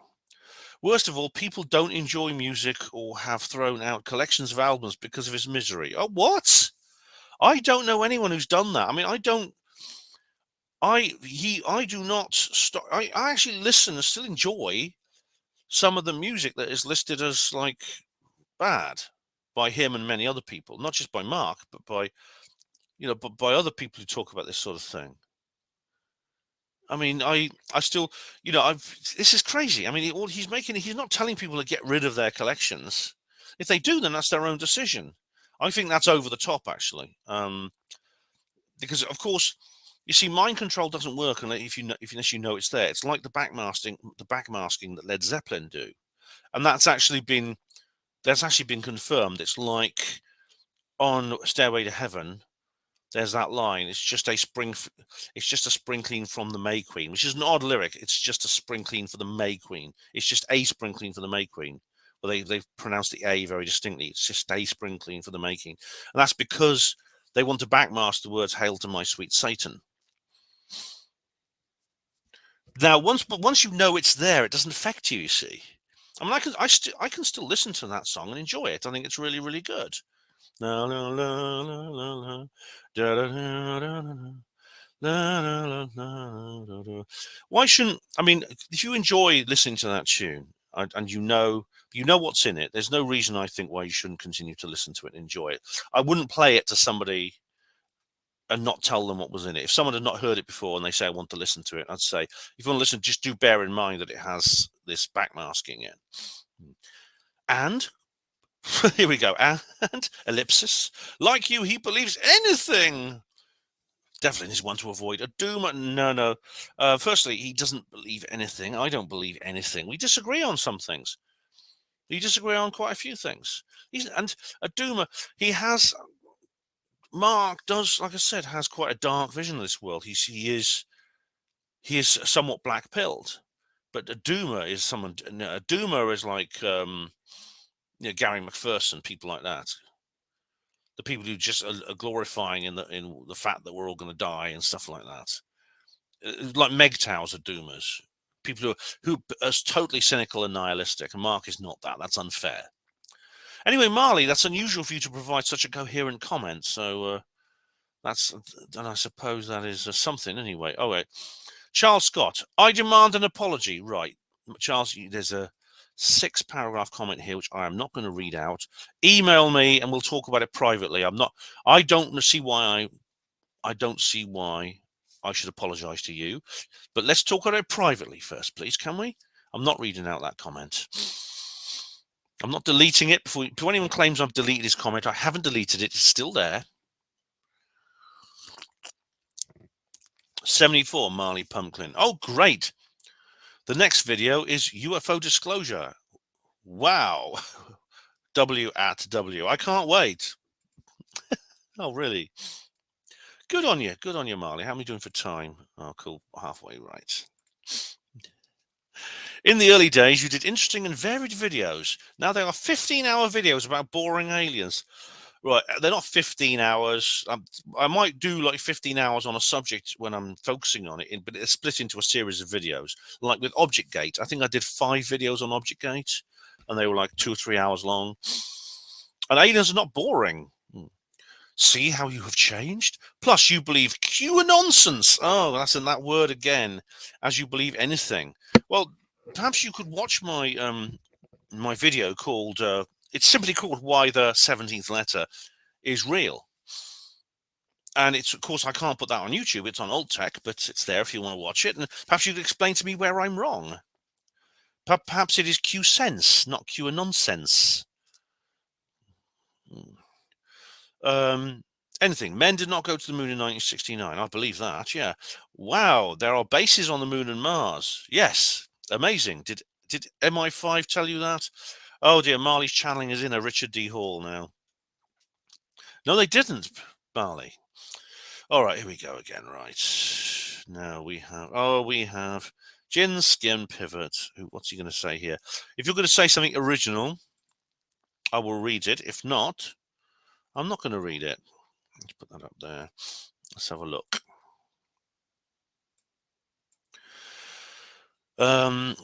Your comments on my copy of Alan's BIS appearance, bloody blah. All right. Well, I've already showed people. All right. So that's on your channel, isn't it, Jen? I've already showed you the comments that I posted. So there's no need to repeat it here.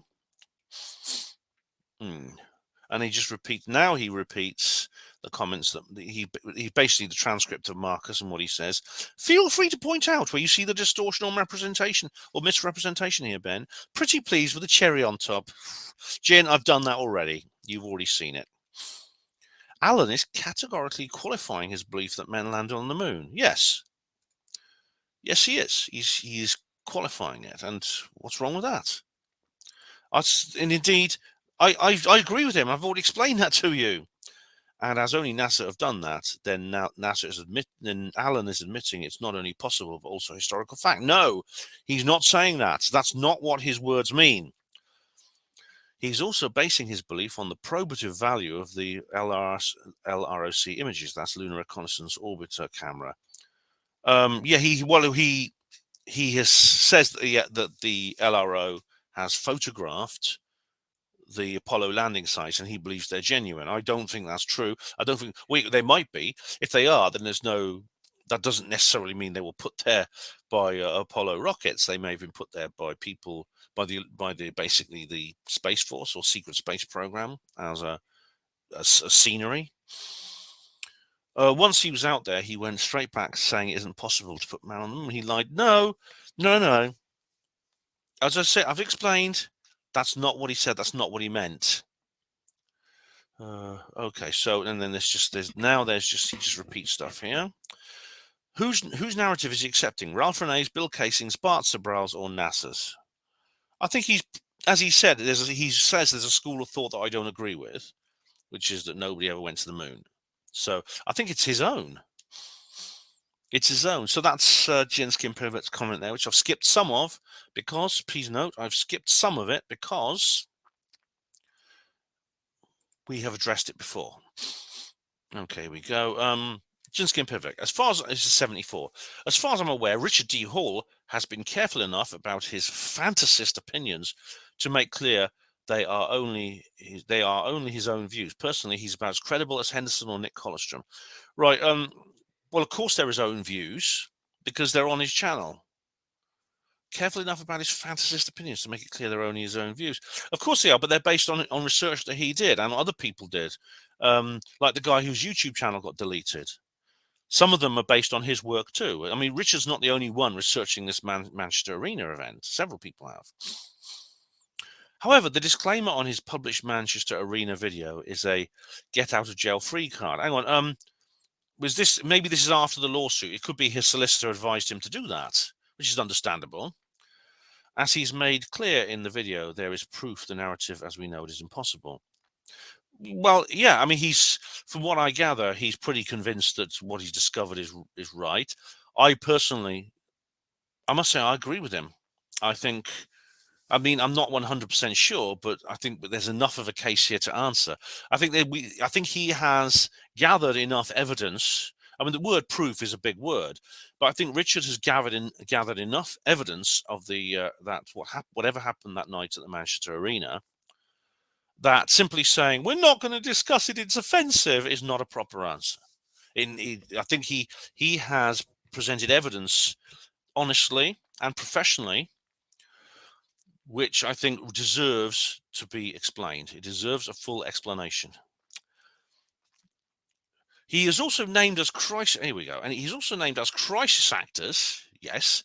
In other words, he's already ticked at least 3 of the 5 boxes required to meet a defamation accusation. Jin, I think, at the risk of sounding facetious, you better tell that to the judge. However, he has named certain individuals who he believes are crisis actors, yes, and they are now pursuing a lawsuit against him, or maybe it's maybe someone else put them up to that. I don't know, but I mean, I believe that this is simply I believe that this whole thing is basically outsourced lawfare by the government. They are using these litigious paramilitaries to make it legally impossible to question official narratives on anything. That's what I think this is really about. So that's the thing. I mean, probably if he went back and remade those videos, he would probably make them slightly differently, just removing certain details of what he said. But then really, why should he do that? Why should he have to do that? Why should he be held accountable? Because if you watch Mariana Springs, little pretty wet handkerchief fest, right? Which is what it was. It was just a long line of, emotion, box of tissues, pass the box of tissues, it's so sad. And then, here's the nasty guy behind it all. He's been tracking them down with a sharpened spike. Right? Because that's what that piece of shit TV program was, wasn't it? Right? What was my point I was making? Yeah. Now, what they describe, these people who make this claim to say that they were involved in this disaster, this alleged disaster, this alleged atrocity, this explosion, this alleged bomb, and the people who were injured, who lost loved ones allegedly in this supposed event, they said they received abuse online and threats and all kind of death threats, all kinds of things like that. But the people they refused, the people who sent them the abuse, Richard did not send them this abuse. It was other people. So Richard is being held accountable for other people's actions. And it's exactly the same as Alex Jones with the old Shady Nook thing.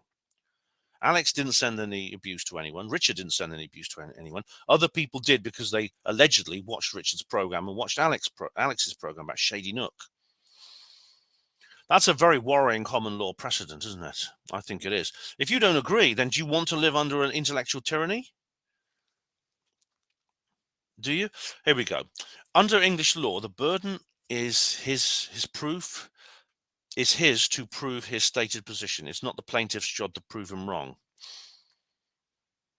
No, I think it is actually, because it's the plaintiff's job to explain why he she has been defamed and therefore deserves punitive, but firstly compensation and punitive damages.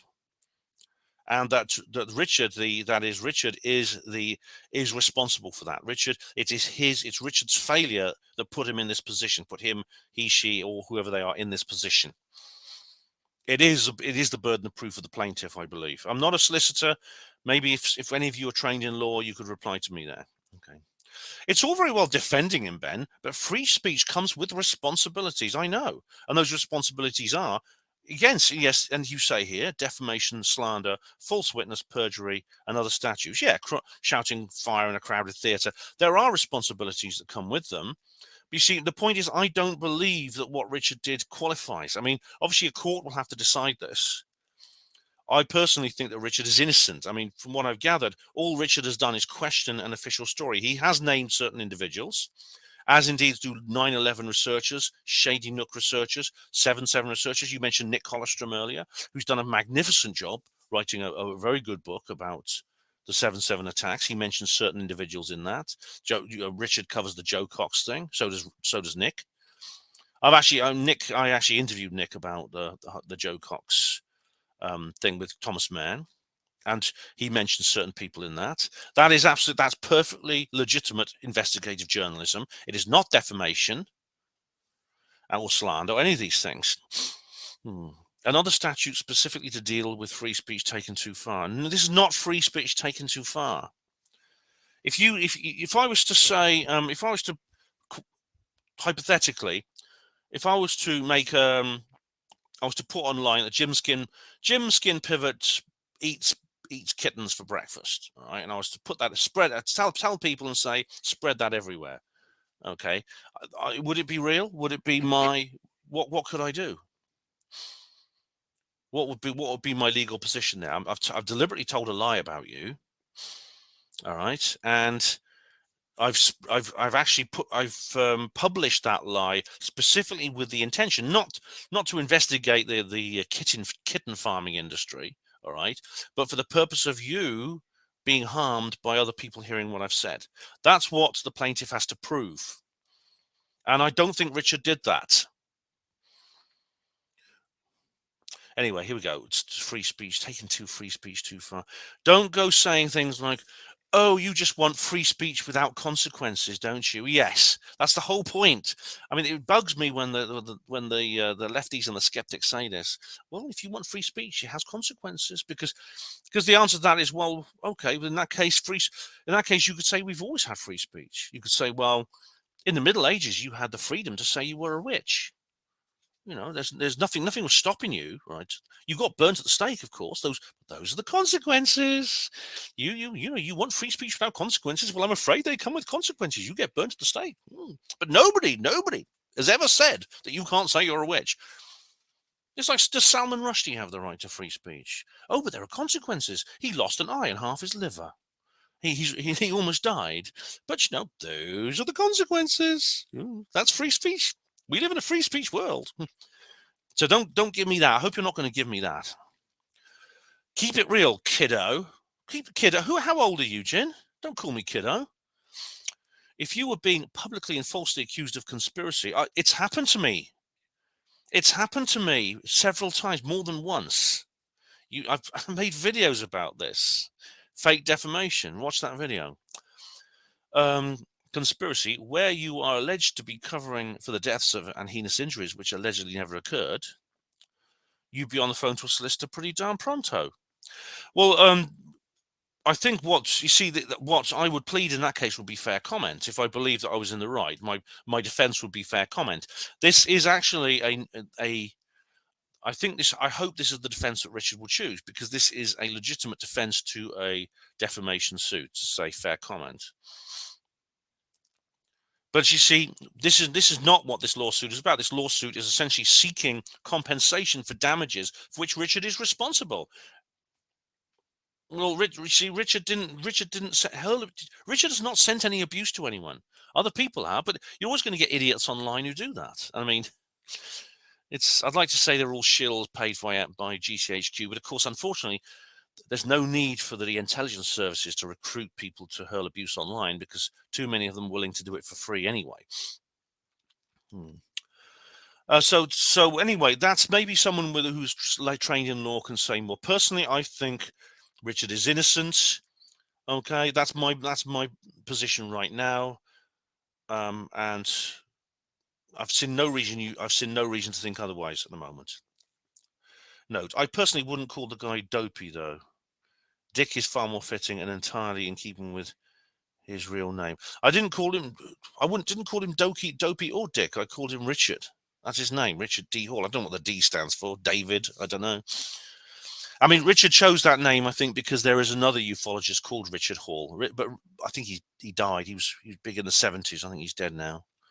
But when Richard started out, he was primarily a ufologist, and so I think that's why he chose to add the D. Right, here we go. I put a text comment on this thread. Max Q says, today's Starship Super Heavy launch was scrubbed due to a frozen valve. I remember that, yeah. But it happened a few days later, didn't it? Do you remember? Max Q says, oh, right. Steve Mumbling says underneath, 3 of the 4 Artemis 2 astronauts are radio amateurs. Commander Reed Wiseman, and this is their pilot Victor Glover. Oh, they've got their call signs here. And mission specialist Jeremy Hansen. Yeah, all right. Well, that's a bit of interesting trivia there. Maybe, maybe they can talk to Scott about that. Max says to Q, most astronauts are, including those currently on the ISS. I heard you say you have used the repeater on the station. Well done you. What equipment did you use? Steve Mumbling, thanks, Max Q. Very modest setup. And he gives a list of, he gives some things here. This is, Matt. Oh, right. Steve is just giving some technical details of his own transmitter. I wonder what these clueless goons will have to say in a few years when there's a moon base and the hams on the moon are talking to the hams on the earth on a regular basis. Right. Well, we are not clueless goons, as you call us. Well, you'd be surprised, Stephen. I thought you would know this already. There's already a base on the moon right now, but they're not talking to hams on the earth because they are under radio silence, except probably unless they use some kind of communication system which they know cannot be intercepted on Earth because it's a secret base. Max Q says, that can't be done. That's what they'll say. If you told me we have 18 satellites in orbit, they wouldn't believe it. Hang on. I do believe there are satellites in orbit. I'm not a flatty. Yeah. So you'll find out what we say, won't you? It could be they'll declassify the base if we have disclosure, Max Q says to Steve, will you be watching the Starship Super Heavy orbital attempt tomorrow? I thought he was, he's actually addressing Steve. I thought he was addressing me. He says whatever her gender is, was addressing me. And I said to Max, yes, why wouldn't I? Mistakenly thinking he was addressing Max. Okay, Steve says, you're right. They would defer it to their expert, Henderson PMSL. Max says, I was asking Steve, but I'm glad you'll be joining us. I did watch it, yeah. Max Q says to Steve, my, oh my, why doesn't he just stop and smell what he's shoveling? An hour at the most, and you could see what he says about communications is rubbish, fancy blah-de-blah-de-blah, rhetoric. I don't know why any rhetoric at their local radio club, and see the reality behind demonstrations. I guess then they would claim it's some elaborate hoax and the hams are all in on the cover-up. Well, I wouldn't claim that, Max, because for the same reason I don't believe that SETI is being covered up, that SETI has found an alien signal, because there are too many amateur astronomers. So I wouldn't claim that if that's the case. And Max Q says to me, when you looked at the YouTube live feed from Starbase, again, nothing to do with SpaceX or NASA, you said how big it looked compared to the cars. Yes. You do know that that was just Starship, not the booster, right? It's now stacked over.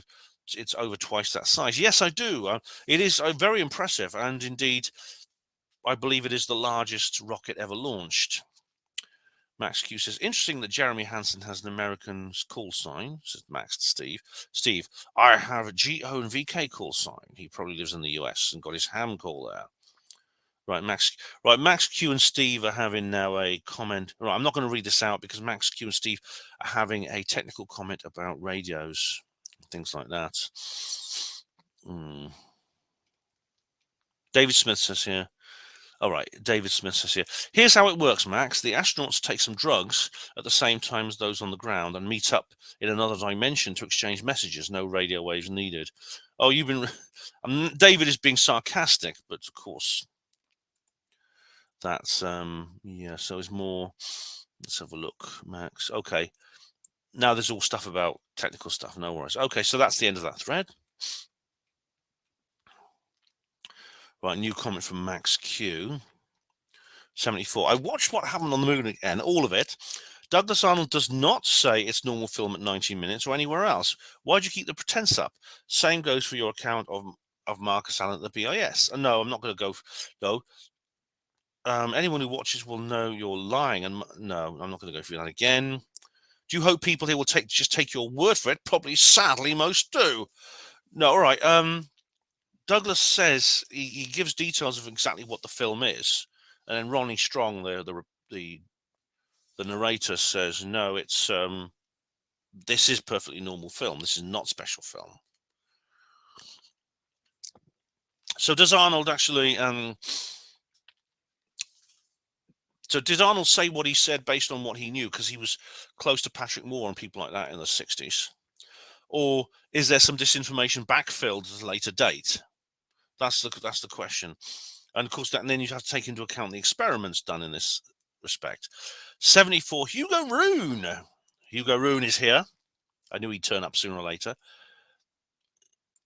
6 times 9 is 42, correct, in base 13. That sounds like a line from Hitchhiker's Guide to the Galaxy. I can imagine a being with 6 digits on each hand and a long nose using 13 as a number base. Hitchhiker's Guide to the Galaxy was the best ever. It was funny. It was very, very good. Yeah. But it could be. I mean, we use base 10, I suppose, because we have 10 fingers. That's always the theory. So when we first started counting, we were actually counting on our fingers like that. Like some people still do that today. Gary Robinson replied to comment 74. Hey, Ben, there's a new movie called Acid Man you might like. It stars Thomas Hayden Church as a dad fixated on UFOs. I've not seen it yet, but I'm going to check it out. Cheers. Acid Man. Right. Let's have a look. Hope it's showing. Because I can do like a watch. I can do like a roving review. I haven't done a roving review for ages. Acid Man. 2022, Acid Man. It's from 2022.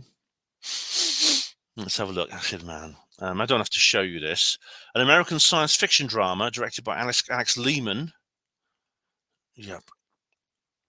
A man who's tracked down by a reclusive man who's tracked down by his daughter Maggie after a decade apart with important news. His UFO obsession makes communication hard.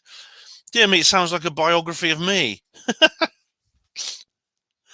Okay. Oh, it looks good. Here's the poster. I'll show you the poster. Oops, let's have a look. There's the poster. What do you reckon? Yeah. Looks good.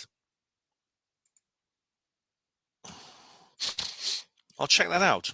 I mean, if it's 2022, it won't be in the cinema, but I'll probably be on home media somewhere. Gary Robinson says on 74 again. I put Thomas reply. Yeah. Hey Ben. David mentioned he feels the claim. That's David Smith. The claim of Disney brainwashing kids in regards to gay agendas is a conspiracy theory. Yeah, it's a conspiracy theory. Yeah. Apart from the obvious, you only have to do a bit of digging to see that Disney, Lucasfilm, and Marvel executives have stated many times in public that they are focused on pushing these issues for the purposes of re-educating children. Exactly. It's not a conspiracy theory. They want to expose children to the realities of sex at far too young an age. Yes. Disney also have a number of high-ranking staff members who are either running or working for left-leaning activist organizations, one of which has already been fired for doing so, despite his seniority within Disney. Right, yeah.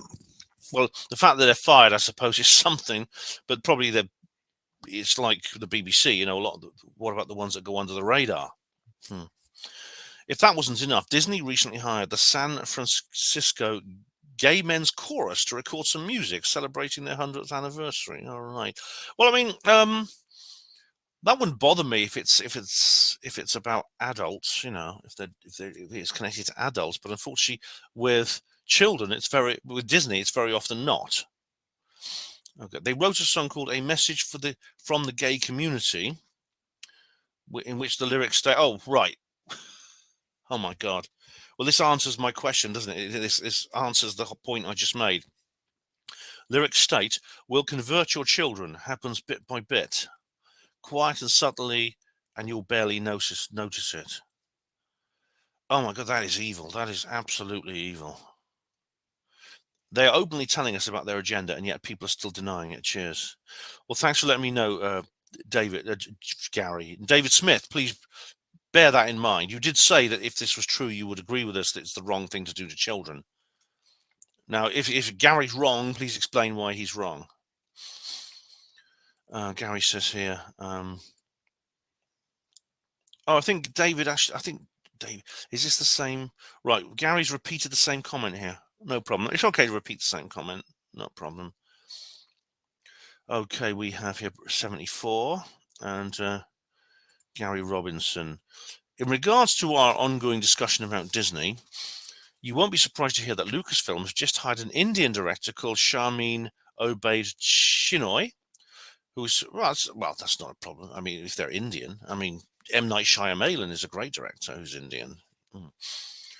Who is supposedly going to direct a new Star Wars movie in which the much disliked Rey character, oh, not her again, yeah, rebuilds the Jedi Order. Of course, it has to be this androgynous or semi-androgynous girl, doesn't it?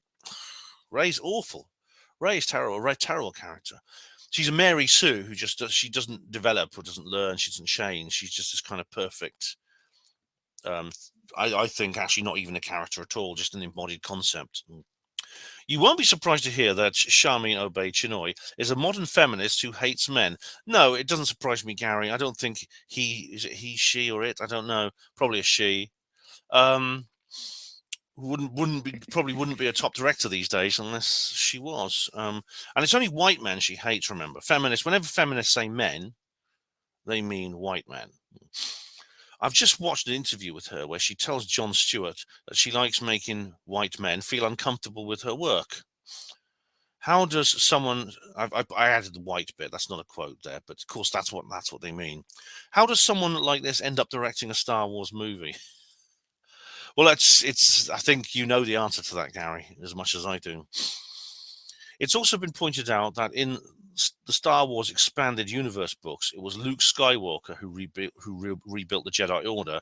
This is something that fans have been waiting to see on film for decades. Yeah, they want these books adapted, yeah. But then now they're adapting them with this stupid gender swap, though, aren't they? Now it now makes sense as to why Kathleen Kennedy had Luke killed off in The Last Jedi when it made no sense. It was all done so that Rey, a woman, could do the job and receive the praise. As always, I feel I have to state that I don't dislike female characters, but gender swapping for the glory of modern feminism is creatively bankrupt. Totally, Gary. I also don't dislike female characters. As I've said, if they remade Miss Marple and turned her into Mr. Marple, I'd walk out. I wouldn't watch such a thing. And I actually think that we can take comfort from the fact that hardly anyone is going to watch this drivel. That's something. Of course, it's sad that they are essentially again trampling and defecating on a franchise we love, and they're doing it deliberately to demoralize us. But we do have the original films. We have Alan Dean Foster's adaptations, novelizations, and things. They can't take those away from it. It's like Tolkien. They can't take the original books away from us with Tolkien. They can't take away Peter Jackson's adaptations. So really, we have to just accept that I think we have to treat these new horrible, toxic, woke productions as non-canon, and maybe a time will come in the future when they can be removed from the canon formally. Until such then, we could just live our lives as if they were non-canon. And do remember, like, hardly anyone's going to watch this shit, so yeah, it'll contribute to the go woke, go broke here. Cornelius Crew, why are you posting? Cornelius Crew's blocked, but he's posted a comment here about, okay. But I blocked him. Now it says block user. I bloody blocked him. How come he's unblocked? All right, well, I blocked him now. Cornelius, you weren't meant to post that comment. I'm not going to read it out because you are blocked. So I don't know why you posted that comment there. Okay, I'll just delete that. There we go. That's gone. All right, and Gary Robinson has it. Here's another one. And in my final woke watch comment of the day, there'll be more, Gary. There'll be more. You might be interested to know that Bob Iger, the CEO of Disney, has been quizzed about his connections to the CCP. Oh, yeah. It's the Chicoms! It's the Chicoms! As Alex Jones would say. If he's taking orders from them, then everything makes sense. Think about RDH and his talk about Yuri Bezmenov. Yeah, definitely. It was actually this. He's actually referring to something that's what's his name? I hate it when I can't think of names. G. Edward Griffin, and someone says, "Yay, well done, Ben." Okay, that it was some interviews that G. Edward Griffin did with this guy in the 80s, and Richard basically refers to that. But he's right. Richard is absolutely right. You know, this goes much deeper than claiming it's harmless to go into schools and tell kids that they might be gay or trans and that they should stay away from drugs. Anyone fancy a Bud Light or a Nike sports bra for men? Oh, I mean, Bill Hicks used to make jokes about, this Bud's for you. But Bill Hicks died long before we realized that they were literally going to go into schools and try to warp the minds of children. It's horrific. It's absolutely horrific. And I share your concerns enormously. And I mean, I think we can only take comfort from the fact that it essentially has been exposed. People can see it, and it's not having the effect it was supposed to have. I don't think they really intended to get woke and go broke. They intended people just to lap the whole thing up, and they haven't, and that's good. So, I think that I do find that comforting, Gary, and I hope you do as well. That's the end of hour 2, so we'll come back for hour 3. All right, guys and gals, it's hour number 3. So we just finished with Gary's final woke comment, which probably won't be his final one, but here we go, about wokery, rather. And Gary doesn't make woke comments. No, he doesn't. He protests against them like I do. Okay, we have an old one now. Ancient Mysteries, a reply to Kevin Logan. Oh my goodness me, this is a way old one. This goes back. Melvin Sherman says here, if you ever meet Kevin, here's a few things. Others saying he looked the dude from asking Alexander if he got a potato for a head. Yes, but he actually does a joke about that potato head thing. Yeah. Kev pyramids was not built by slavery is being debunked for years. Right. I think you mean the pyramids were not built by slaves. That's true. They're free laborers. And here with pyramids is like Ogo Egyptian pyramids, because with Mayans or Aztecmas. Your grammar and punctuation really needs working on, Melvin. Sorry, I don't understand what you mean there. Yes is grave, but there's more to it. Two is capitalized. Yes, the main thing is a grave. Well, the pyramids are a grave. Well, there's no evidence of that, actually. There's a sarcophagus-like structure inside it, but that's about it. But also something with the god and reglion. I think you mean religion. I might be wrong. The short version is have to do with reglion, religion, in the same way, Parthenon and cathedral, like a place of worship. With Atlantis, this is trick 1. Okay, Atlantis itself was fake. It was made up by Plato. I don't think so. I think Plato was drawing on a myth. But everything there, our theory Atlantis might be based on something. All right, I think you're making the same point I was, yeah. And there's a Wikipedia page. Locations of Atlantis. Let's just what's here. Location hypothesis of Atlantis. While Plato's story is not part of the Greek mythic tradition, the dialogues it uses solely as an allegory about the hubris researchers. All right.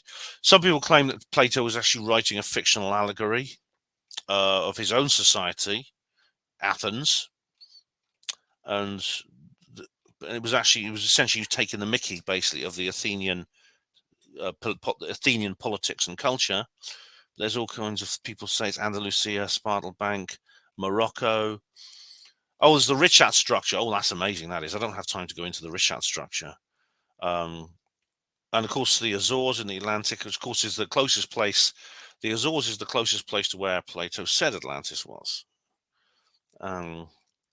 Canary Islands, yeah, interesting. Spain, the Irish Sea, Great Britain, Ireland, North Sea, Denmark, Finland, Sweden, the Americas, Antarctica, yeah, North Pole. The Antarctic theory sounds the most bizarre, but there are things at the Antarctic which indicate that there was some kind of sophisticated culture there long ago.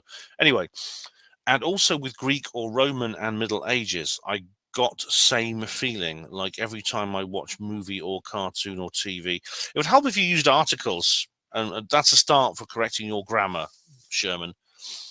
I'm not being a pedant here. It's just like I need to be able to understand you. I'm not saying you should dot every I and cross every T. Just write in a way that people can understand. Or something like from Doctor Who, or set Greek and Roman era versus something from Middle Ages.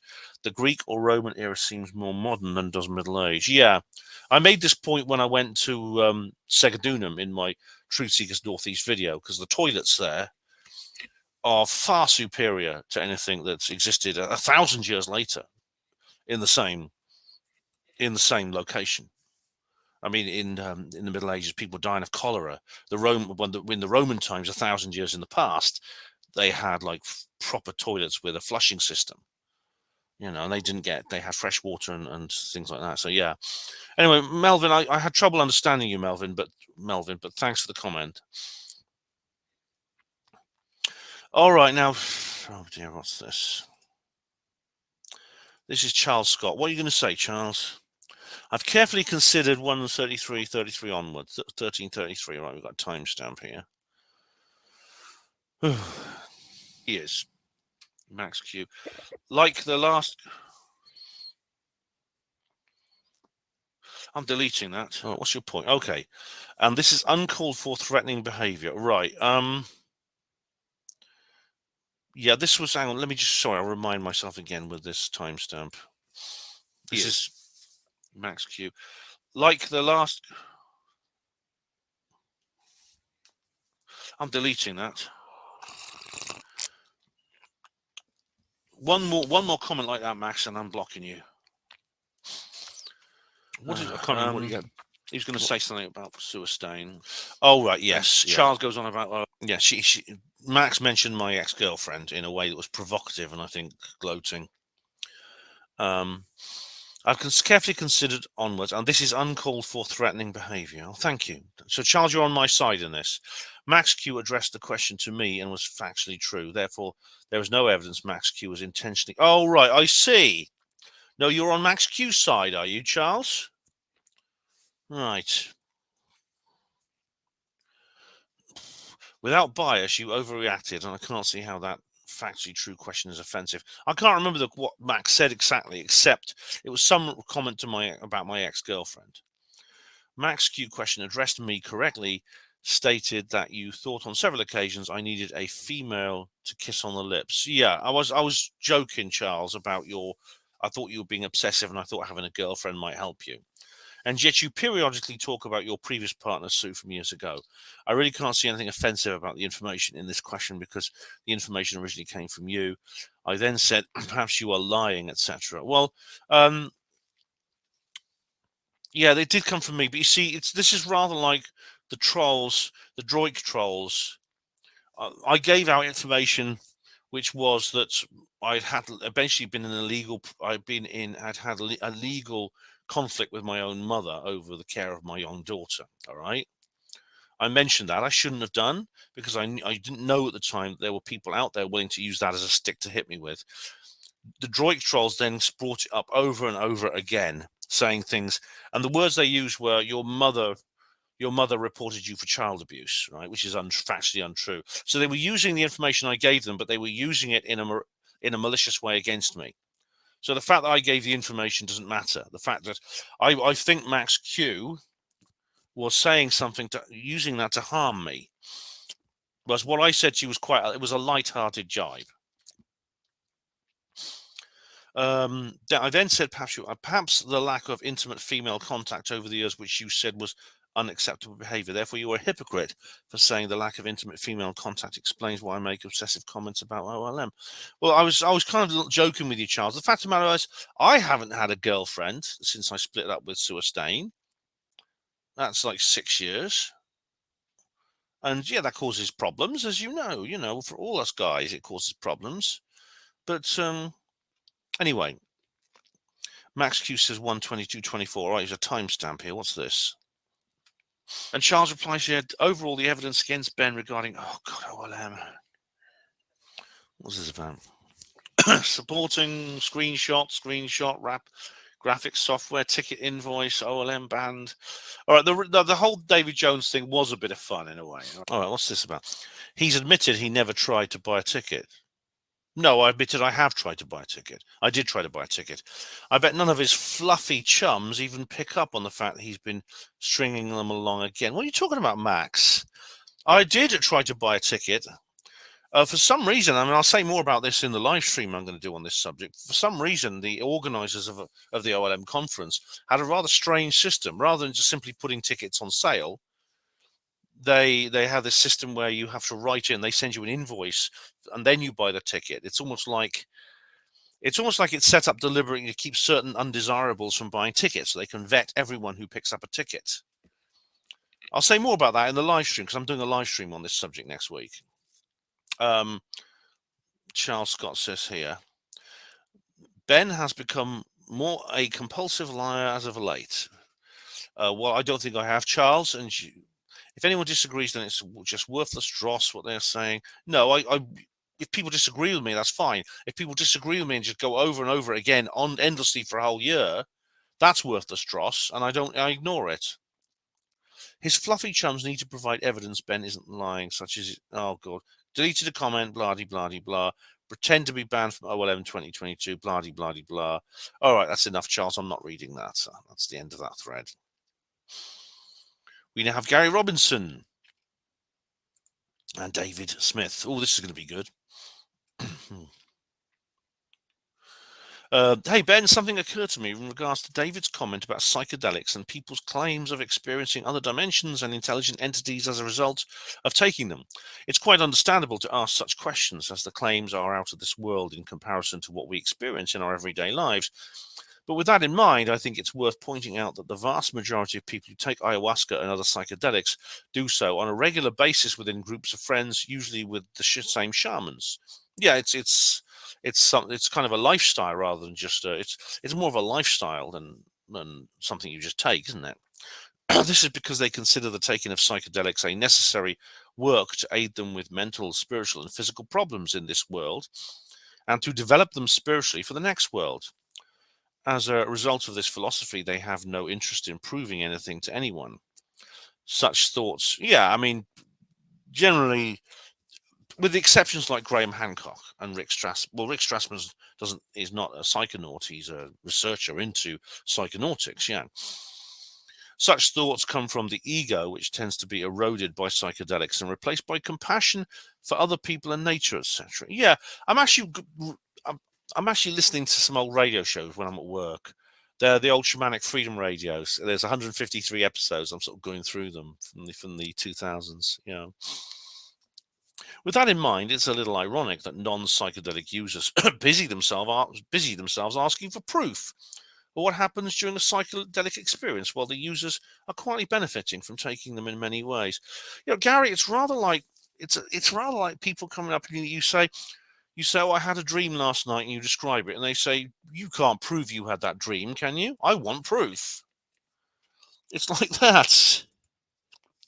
David Smith says sarcastically, yeah, what dummy ever asked for evidence, those numbskulls?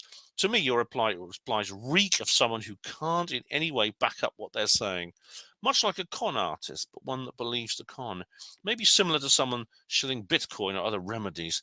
Being gullible isn't enlightenment. It's a continuation of ignorance.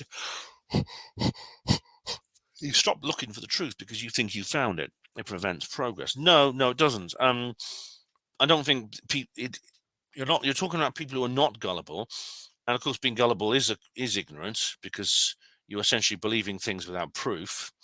But again, it's. I think you're going about this in the wrong way. Like I just said, the example I just gave to Gary. Do you demand proof from people when they describe to you the dream they had last night? I had a weird dream actually this afternoon. I had a little nap when I got home from work, and I dreamed I was on this bridge, and it suddenly became very precarious, and the sides of the bridge sort of disappeared, and I had to like slide down. Slide-like structure, yeah. But of course, I might be making that up. I can't be prove it. Do you think I'm lying? Would you say I'm being a liar? All right, and if so, we have now. What's this? Gary and we have Gary and David again on 74. In regards to Rick Strassman's research into psychedelics, I think it's very interesting that his research shows that different people encounter the same entities and also places which he plans to map out. Yeah, they do describe meeting certain beings in certain locations. Yeah, Graham Hancock puts it very well when he said there are two explanations for this, which are that the experiences are real, or that the entities and places are eroded into the brains of every human being. Both of those scenarios require an explanation. Cheers. Yes, indeed. In fact, I made that same point, didn't I? I made the same point that Graham does, and he's right. David Smith says, it's always planning or coming out. If the evidence was good, it would stand up to scrutiny, and it doesn't. And there are more options available. Like what? The fact you keep repeating how... Oh, right, I see. Yeah, you did explain what the other options were, that the drugs have similar effects because they're the same drugs. Okay. The fact you keep repeating how these drugs are taken in the same groups for the same people in uncontrolled settings for other influences, it's impossible to conclude that the experiences are reality. That's a problem people who believe in it have to solve. Until they do, the only reasonable and rational conclusion is they are not real, and that is completely separate from any health benefits they may have. Well, they are two separate issues, yes, but I don't believe that's the only rational conclusion. And I should point out that one of the things that certain researchers have done is they have controlled for what you're talking about. For example, ayahuasca has the active ingredient is DMT and N-dimethyltryptamine. Yet you can take neat DMT simply through injections.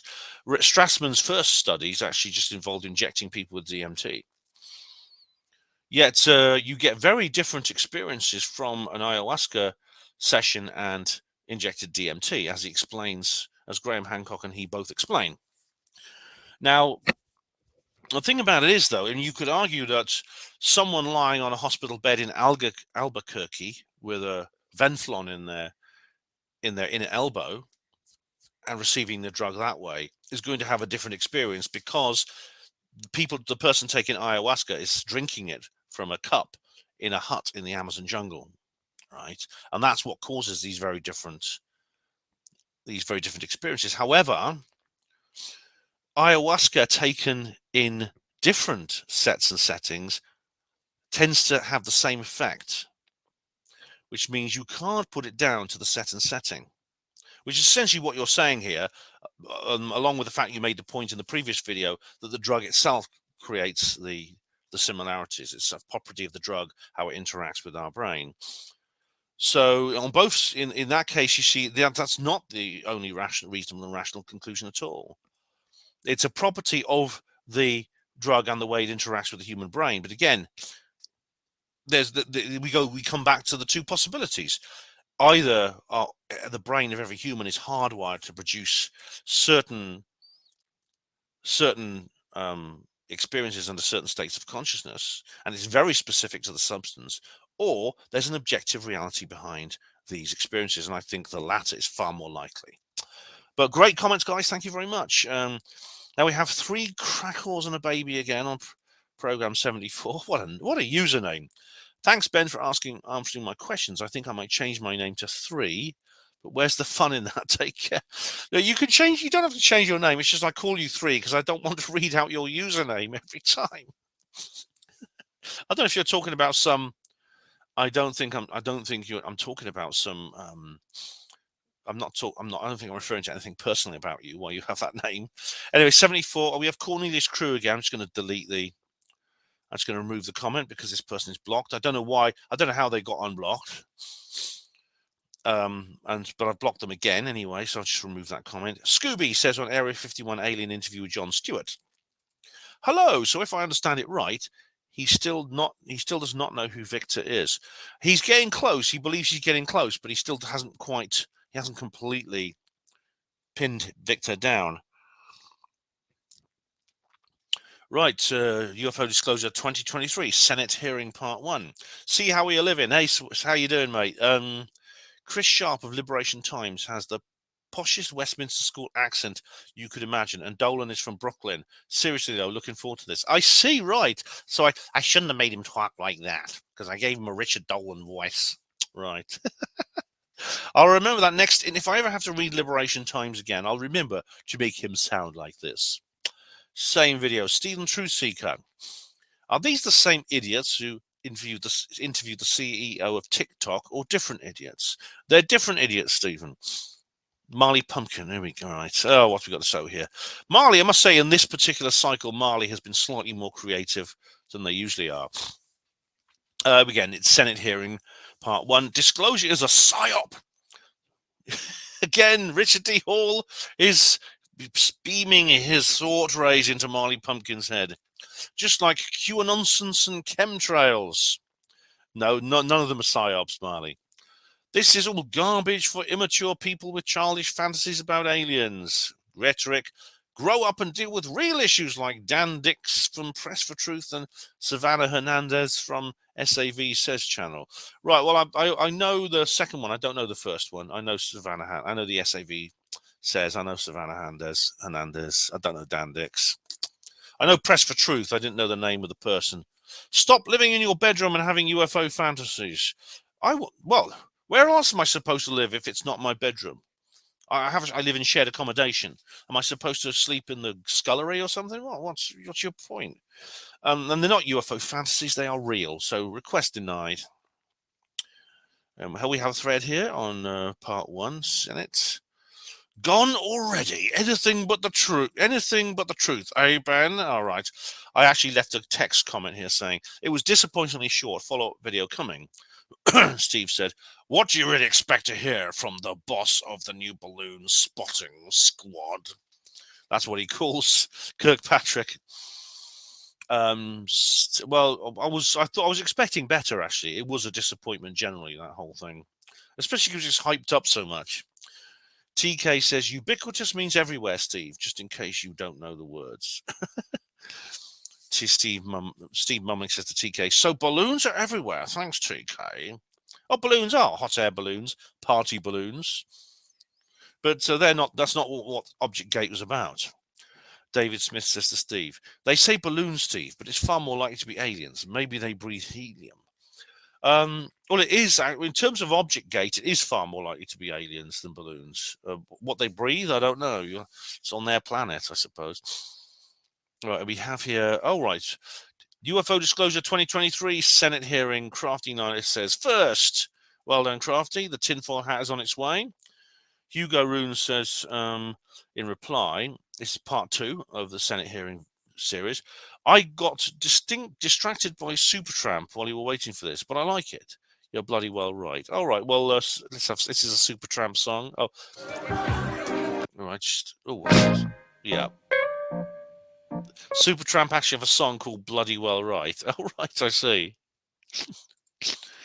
Right, and Hugo Rune says, I do, but I do comment. Sorry, spliffing now.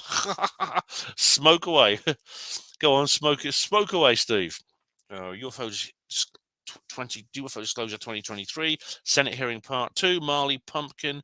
Childish nonsense for people living in their bedroom and fantasizing about UFOs. Disclosure is a psyop, you fools. Well, that's more like a traditional Marley Pumpkin comment. There are psyops involved in disclosure, but that it's not. But disclosure is not a psyop, no. All right, here we have Melvin Sherman again. It's not on an old video, it's on a new one. Senate hearing part 2. I did said before, but if you ever meet Kevin Logan, all right, Right, I see. Melvin Sherman is actually is putting in the same reply to a slightly edited down version, a slightly abridged version of what he said before about Kevin Logan, Egyptian pyramids, and Atlantis. Right, thanks, thanks, Melvin. Meeting Kevin Logan. If I ever meet him, I'll have a lot to say to him. I can't think anyway. Right, part 2 is Hugo Rune. 104.10 onwards. Male cow excrement. Come on now. What's this then? It's a timestamp, I think, for the video. Working with our interagency partners at NASA to appropriately inform U.S. government's leadership of its findings. For those few cases that have leaked to the public previously and subsequently commented on by the U.S. government, He's just I reading encourage from those who hold alternative theories or views to submit your research to credible peer-reviewed scientific journals. Yeah, like YouTube. Arrow is working very hard to do the same. That is how science works, not by blog or social media. Is he having a go? We know that there is male cow excrement. Come on, Ben. A cow is female, a bull is male. But then again, you might be right. Hugo says, sorry, my mistakes. Feeling silly now. Hugo, as I said, you should comment. You know, if you want to comment when you're smoking, fine. If you want to, well, you're token, that's cool. But you know, you're going to make these kinds of comments. Don't worry about it. Steve Mumling says in Senate hearing part 2, she'll be riding a balloon animal into the White House when she comes. Is that a song? She'll be riding a balloon animal into the White House when she comes. Steve, yeah, it's that's she actually just walked in. I think you're referring to Senator Gillibrand. She just walked in. Okay, part 1, David, splendid isolation. April the 19th. Patriots Day, Ruby Ridge, Waco, OKC bombing, Patriots Day. That's odd, isn't it? Yes. Someone else pointed that out. Why April the 19th? Because, of course, this is the day which it began with the... This is very, very... It's the day that many, many weird things have happened on April the 19th. For example, the Ruby Ridge siege, which resulted in the deaths of a woman and her son, part of the Weaver family. Waco, the Waco siege in Waco, Texas, which resulted in the incineration of a building, killing, I think, 18 people, which is a horrible thing. That, and then there was the Oklahoma City bombing, which took place on the same day, a few years later, which was allegedly revenge for Waco and Ruby Ridge. You know, basically a revenge against the government. And of course, other things have happened as well. It's such as what's that oil rig? Deepwater Horizon oil rig disaster. There was that strange volcanic eruption in Iceland. And Ian R. Crane says it's occult. It's to do with Beltane. And I haven't started I haven't started a stopwatch. Or maybe I don't need it. Maybe I'll just use the clock on the counter on the StreamYard, because there is a timer. Ian says it's to do with Beltane. Beltane is the fire festival in the Celtic world, which resulted in fires were extinguished for 10 days, ending on May Day, May the 1st, in which there would be a massive fire festival involving lots of bonfires and things. And indeed, in Oxford, we have May morning, which I might actually be filming that this year. We'll see. I'll see how we get on, but hopefully if the weather's nice, I'm going to film it.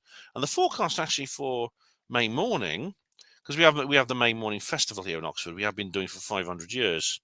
Monday, yes, 8 degrees in the morning, sunny, yeah, no rain, yeah, that's good. Well, if that weather forecast stays the same, I'm going to remake my May morning video, which I did a few years ago, if you remember. But yeah, it's odd, isn't it? Same day, isn't that odd? Part 2, Steve Mumbling.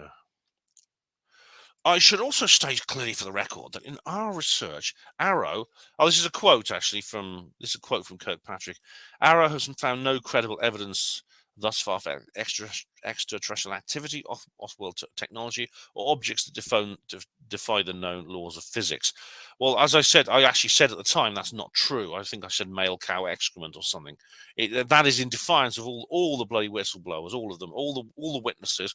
Who are they all conspiring to tell a lie, Steve?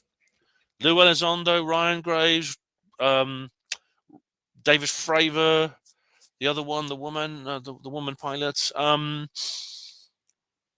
they all conspiring to lie? And not just them, but the previous generations of witnesses. They're all in on it. The truth embargo is being perpetuated by UFO fanboys like Emlyn-Jones here. They don't want to know, there's nothing to it. Steve, that's just a stupid piece of rhetoric and it's not true. And what's more, Kirkpatrick was wrong there. Now, Steve Bassett seems to think, don't worry, he has to say that. It's a process. But I don't know. I think I was disappointed with his performance there. Very disappointed. Paul Burrell says on Senate hearing part 2. Is that Paul Burrell? Was that Diana's butler? Pizza the Hut aloe. Right. It's just Pizza the Hut aloe is his comment. I don't know what that means. Jack Parker says on Senate hearing part 2. Incidentally, Trump, nobody needs him. I put Boris Johnson much higher on the rebel method act scorecard. What? Boris is better than Trump, is he? Ultimately, a more substantive character. You must be joking.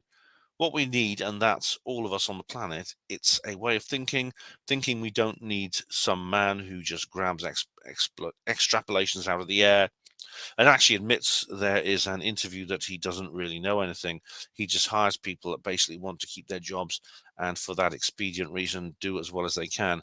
Also, he called it hiring good people. How is he going to know what a good person is if he doesn't know what he's doing? He's just a prop. He sold his name, and it's a name he sold. Those are his words. I think that's unfair, Jack, and I think just because he did that Apprentice, he did that Dragon's Den Apprentice series, doesn't have anything to do with it, which I think you're referring to there.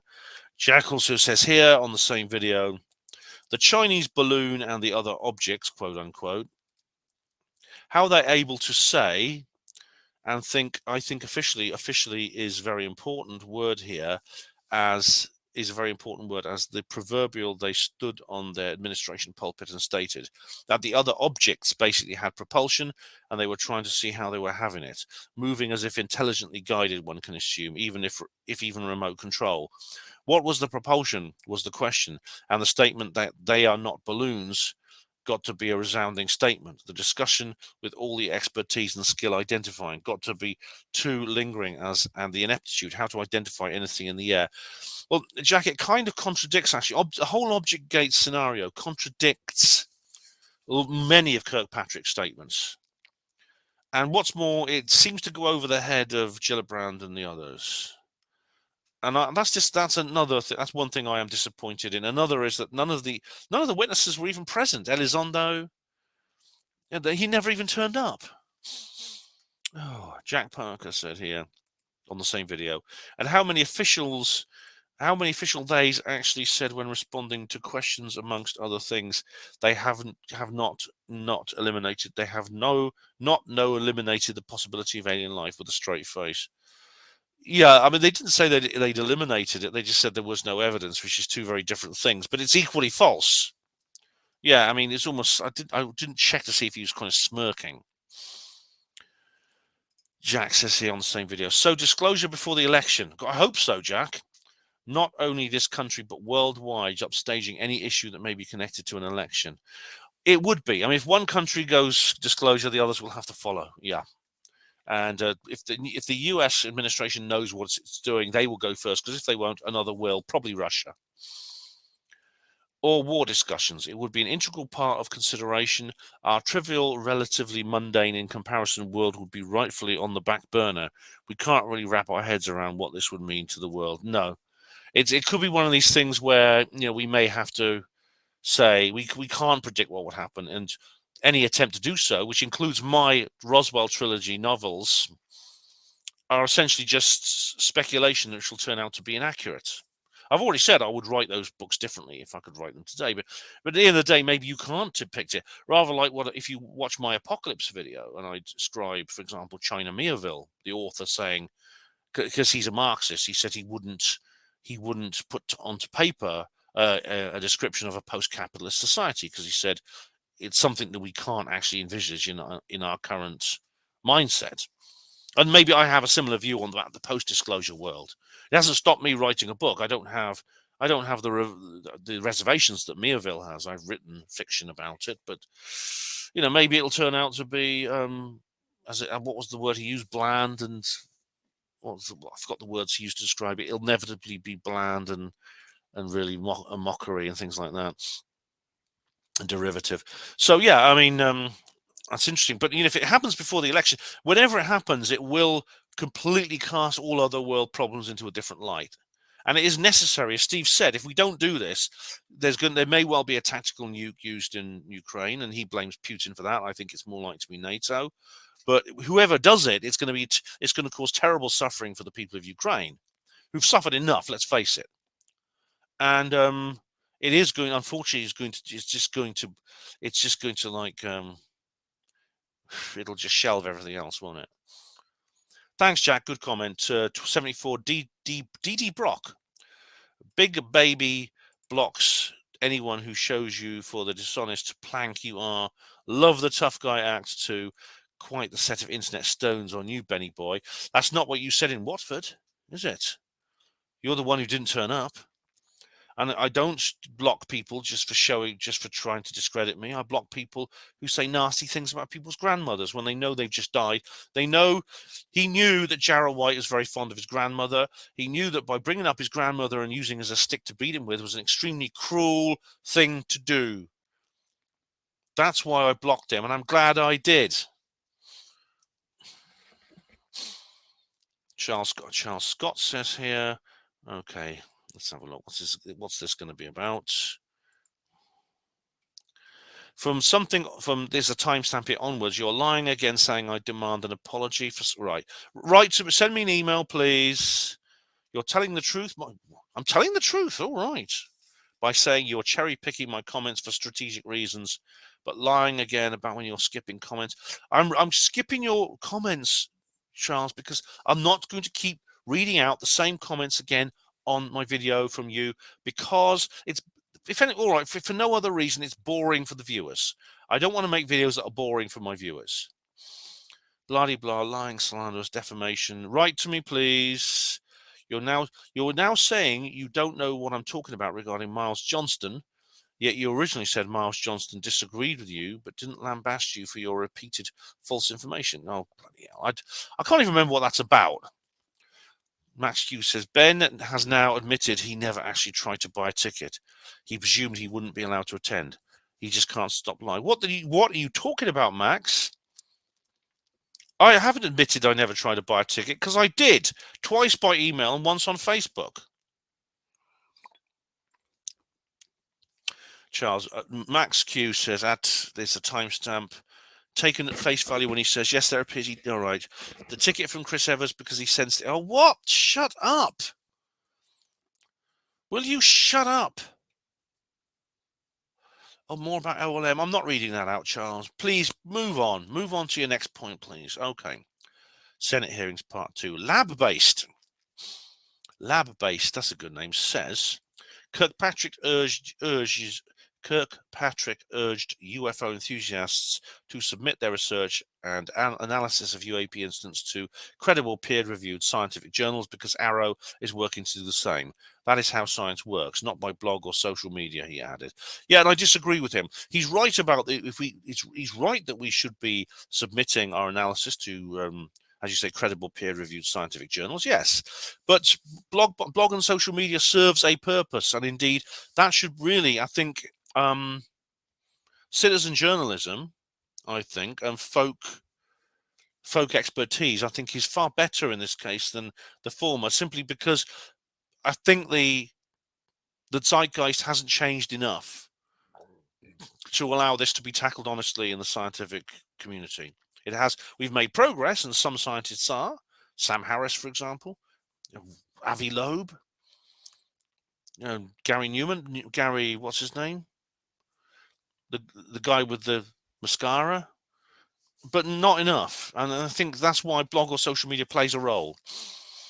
Max Q, 74. Jarrah White is preparing for the inevitable. In a recent post on YouTube regarding Artemis, he says, if the mission does get off the ground and they actually fly into the belts, it'll be the biggest I told you so moment of my life. Marcus Allen will say, I told you Apollo was real. No, he doesn't say that anyway. I've seen your video. I've seen the video of me at the, I've seen that. Jarrah did say that. Jarrah has predicted that this won't happen, that the mission will be postponed or cancelled and inevitably. And we will see what happens. I mean, the thing is, we're now speculating about something that hasn't happened yet. We don't even know if it's going to get off the ground. We don't know if it's being cancelled or postponed. Max, we'll have to wait and see. Right, 74. How has Dickie D. Hall paid a heavy price for turning his back on most of the twoof movements? You said he has. Dickie's not out every day picking up dog shit. I think what the price he's paid is that he has made several productions which seem to come from a deluded mental space. By that I mean he's made an analysis of Rendlesham Forest in which he essentially throws out all other forms of scholarship and previous research, including contemporary researchers like myself and Gary Heseltine, whom he did not consult with. He then instead simply brings in his magic wand, which he waves around the place, that is Peter Hyatt, and focuses entirely on that as if it is simply a magic wand which he can wave and then know everything. As a result, he has discredited himself very badly, and no doubt feels very embarrassed about that and several other productions he's made, particularly in 2020 and 2021. Maybe he's changed his mind now. I don't know. And what's wrong with picking up dirt from the ground? I think it's a very worthwhile thing. Would you rather we didn't pick it up and just left it lying there? Would you prefer that? Max Q says, "Oh, it's the Roadster again. You claim to have seen Elon's Roadster driven to the Tesla Roadster driven to the launch pad ahead of being put into space aboard the Falcon Heavy. It was never driven to the launch pad. Well, all right. I can't confirm that now. I remember seeing it. Look, and you say you lied to bolster another defective lunacy about tires exploding. Man up and admit you lied to your viewers again. No, because I didn't. Now, how did, in your view, the car arrive at the launch pad? How did it get there? Because really it's irrelevant, because I'm not claiming they couldn't have put it aboard, driven it to the launch pad and then equalized the tires. I'm not saying that didn't happen.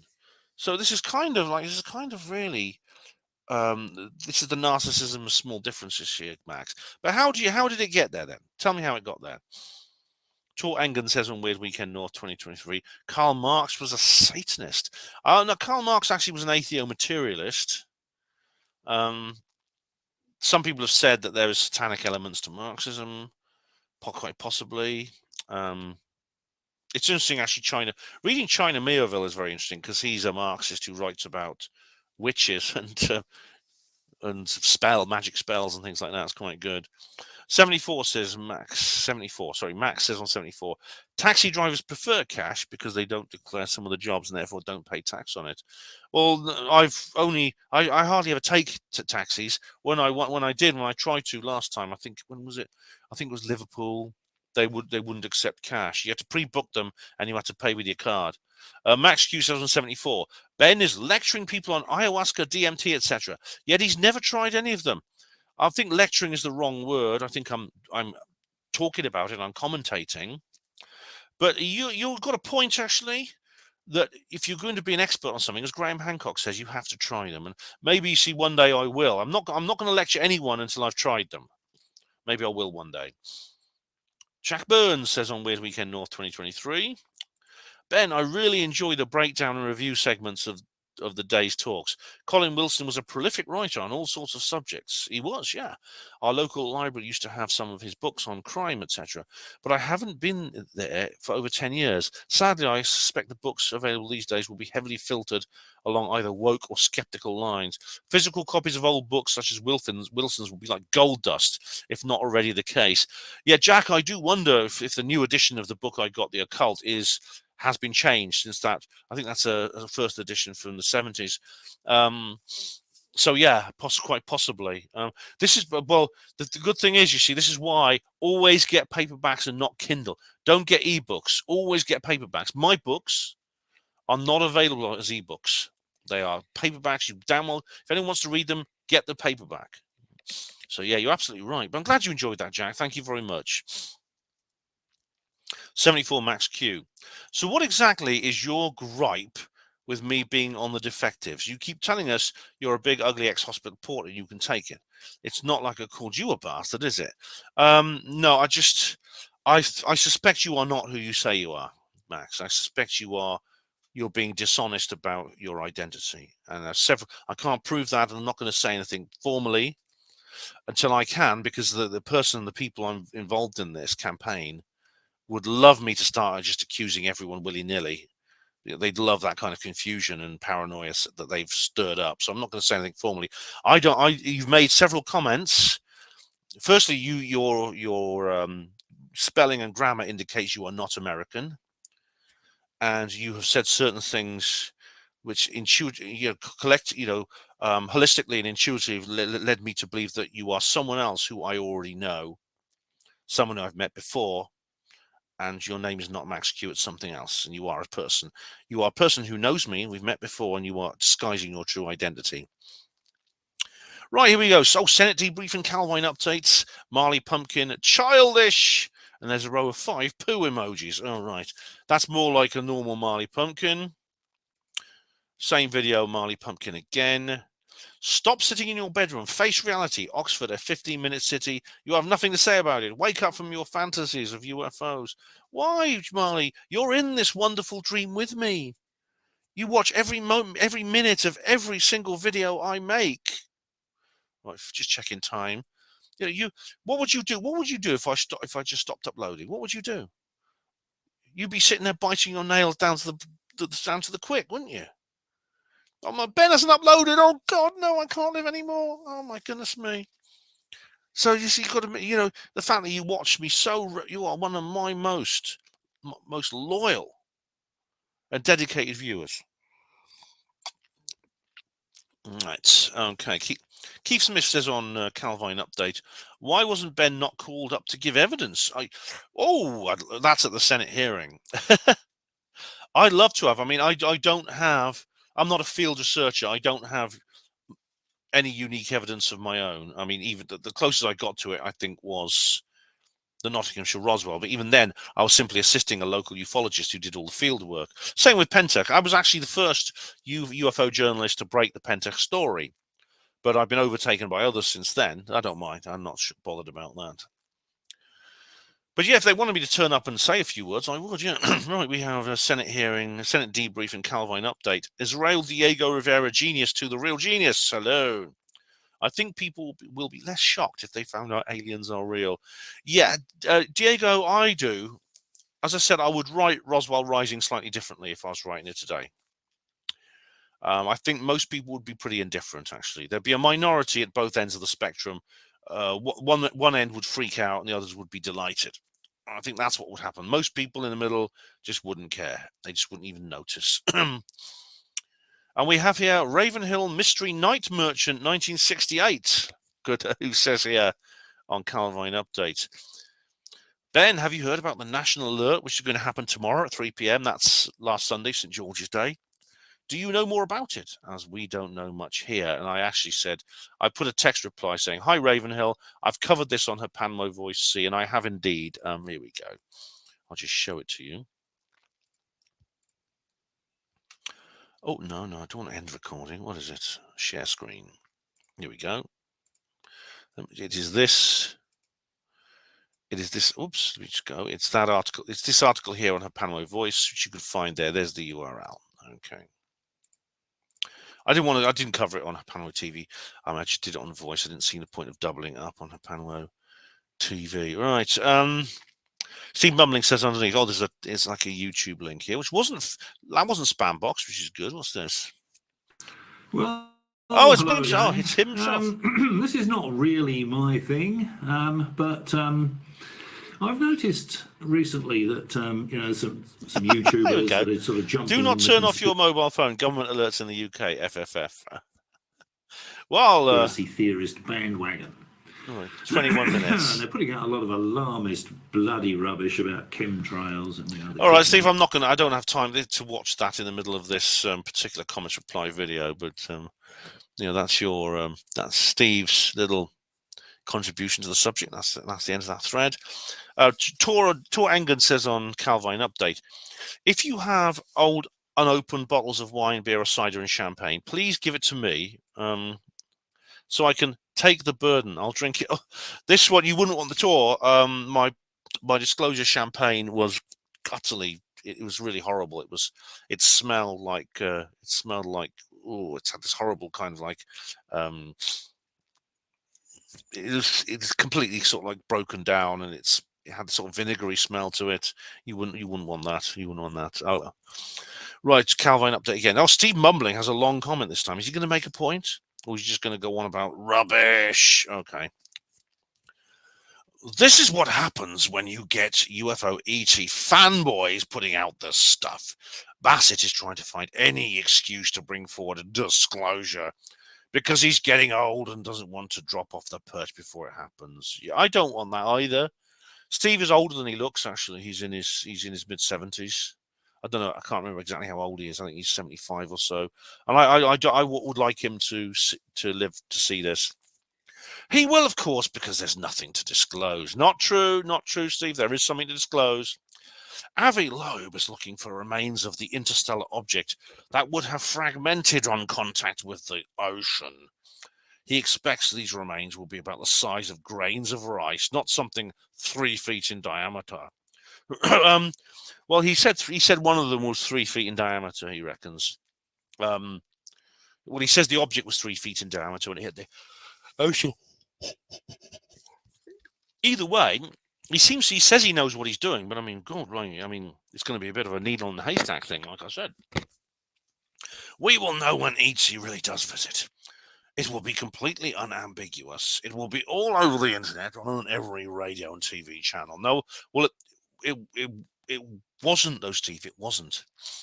The truth embargo is just a way of explaining away the complete lack of tangible evidence for ET visiting. No, it's not. When it in fact really isn't happening. No, it is happening. With regards to Maelstrom, the UFO ET fanboys never mentioned the solar flare that was causing havoc with electrical systems around the US at the time, nor the fact that the maintenance work on electrical systems was being carried out at the base, or that there isn't one photograph or video image from the CCTV system to show the objects. Okay, right. I actually met Captain Bob Salas, and he did a talk at UFO Truth Magazine 2014, I think it was, and he actually said that the solar flares do happen regularly. This was actually before the solar maximum. We know that because this was 1964, whereas the solar maximum was in the late 60s because it comes up in the Apollo research. Was it 64, 66? I can't. It was certainly in the solar minimum. So if that's true, it's rather unusual to have a large solar flare at that time. The actual electrical systems in these nuclear weapons are hardened against EMPs because they had to survive a possible Soviet atmospheric explosion specifically designed to disable the launch computers and things like that. This is why even to this day, the electronics on nuclear weapon systems are remarkably simple. They look quite old-fashioned, because modern ones are not. Modern electronics are actually more sensitive to that sort of thing. If maintenance work was carried out anywhere in the strategic nuclear deterrence infrastructure, the launch crew would know about it. There isn't a single published photograph or video from the CCTV, and of course at the launch facility there's numerous security cameras as well as personnel on the ground. But there may well be images of it that have not been published, that have been classified. Certainly, we'll have to see. Absence of evidence in a classified project is not evidence of absence. The hearing isn't going to be interested in listening to a story without any evidence. No, but there is evidence. Real researchers look for real evidence. UFO ET fanboys repeat any science fiction story as fact. No, we don't. We like science fiction, but we do know the difference between science fiction and fact. Right, Calvine update, Steve Mumbling. Holland is dishonest enough to call himself professor. Yeah. Holland is a twat. He's Professor Simon Holland. I don't care if he's a professor or not. He's very dishonest, I think. He's the way he's trying to rewrite his own history. He's no such thing. Calvine equals lighter than air test vehicle of some kind. What kind? I can't find a photo of it anywhere. I can't find it. So you're saying it's some kind of balloon. If it is, then why? I mean, you think they put out a cover story by now, at least saying, "Well, this is the balloon it is, and here's some photos of it." We know that we can't get any photos that are dated before 2019. But believe me, it was in 1990. Yeah, they can hover, as can Harriers, Ben. I know balloons can hover. A lighter than air vehicle would be difficult to control, hence the flight over the main road. I said only aeroplanes cannot hover. I didn't say all aircraft can't hover. And only helicopters can't. I know aerostats hover. That's the whole point. The famous Belgian triangle UFO is an admitted fake. Triangular? No, it actually set off one of the largest quick reaction alerts in the history of the Belgian Air Force. Triangular crafts being refueled in the air equals conventional aircraft with conventional propulsion. Well, Steve, I know that. I know that whatever was seen by the guy on the oil rig it's obviously some kind of airplane. It appears to it's probably some kind of experimental or very, very, very modern and currently classified spy plane or strike aircraft. And the fact it's being refueled in the air obviously means it has a conventional propulsion system. It probably has some kind of jet or rocket engine, possibly a very sophisticated kind that uses special fuel, which the KC-135 could handle. But it is an airplane. Yes, it's not. It's conventional in the sense that it flies the way an airplane flies, with fuel, jet, aerofoil. But it's not conventional in the sense it's an airplane that we all know about. So, yeah, I don't think it's a TR-3B or anything like that, no. They wouldn't need refueling. Okay, Calvine update. Diego Rivera says, goodbye, possums. Oh, yes. Barry Humphries has died, hasn't he? Yeah. Dame Edna Everage. Very sad. Very, very funny. 74. Max Q. Joking about Alan's moon rock. You mentioned it on a video with Neil Peel a few days ago. I did. I thought it was a bit of light-hearted humour there. Mr. Grey Owl, hey, Mr. Grey Owl, how are you? Calvine, lol, you do a very good Scottish accent, Ben. Well, thank you very much, boyo. That's really nice to know that. Okay, we've got a long comment from Mr. Grey Owl on Calvine updates.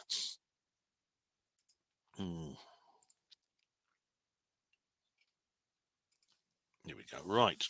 I've got a Discord message. I'll check that out later. How am I doing for time? 5 minutes to go. Right. Okay. Right. This is a long comment, so I think I'll check the time again when I've done this comment from Mr. Grey Owl. I very much enjoyed your retro look back at UFO disclosure as it was from before our paths had crossed. Oh, thanks, mate. Thank you. I just played the ending of a video I made, like, what was it? How many years ago? Back in 2015, 8 years ago. Was that an apartment or flat that you were conducting operations from back then? Yes, the same one I am now. Your sound and video updates as per current time are noticeable indeed. Oh, thanks, mate. Yeah, I have worked a little bit on the technical side. Yeah. The UFO topic seems to have many, many feedback loops that circulates. The Arrow initiative seems hauntingly similar to Project Blue Book or the Robertson Commission. There are certain differences which I talk about in the video, but it's possible it is going to be used for some kind of cover, yeah. As one of the most evident examples of such, glad you decided to produce more than your initial HPANWO operational target designs of one video. Yeah, I was going to finish at the end of 2015 and leave the UFO disclosure thing, or completely reduce the UFO disclosure coverage. But of course I didn't, did I? I continued the project almost immediately with UFO disclosure 2016 and 17, 18, 19, 20, 21, 22, 23. Yeah.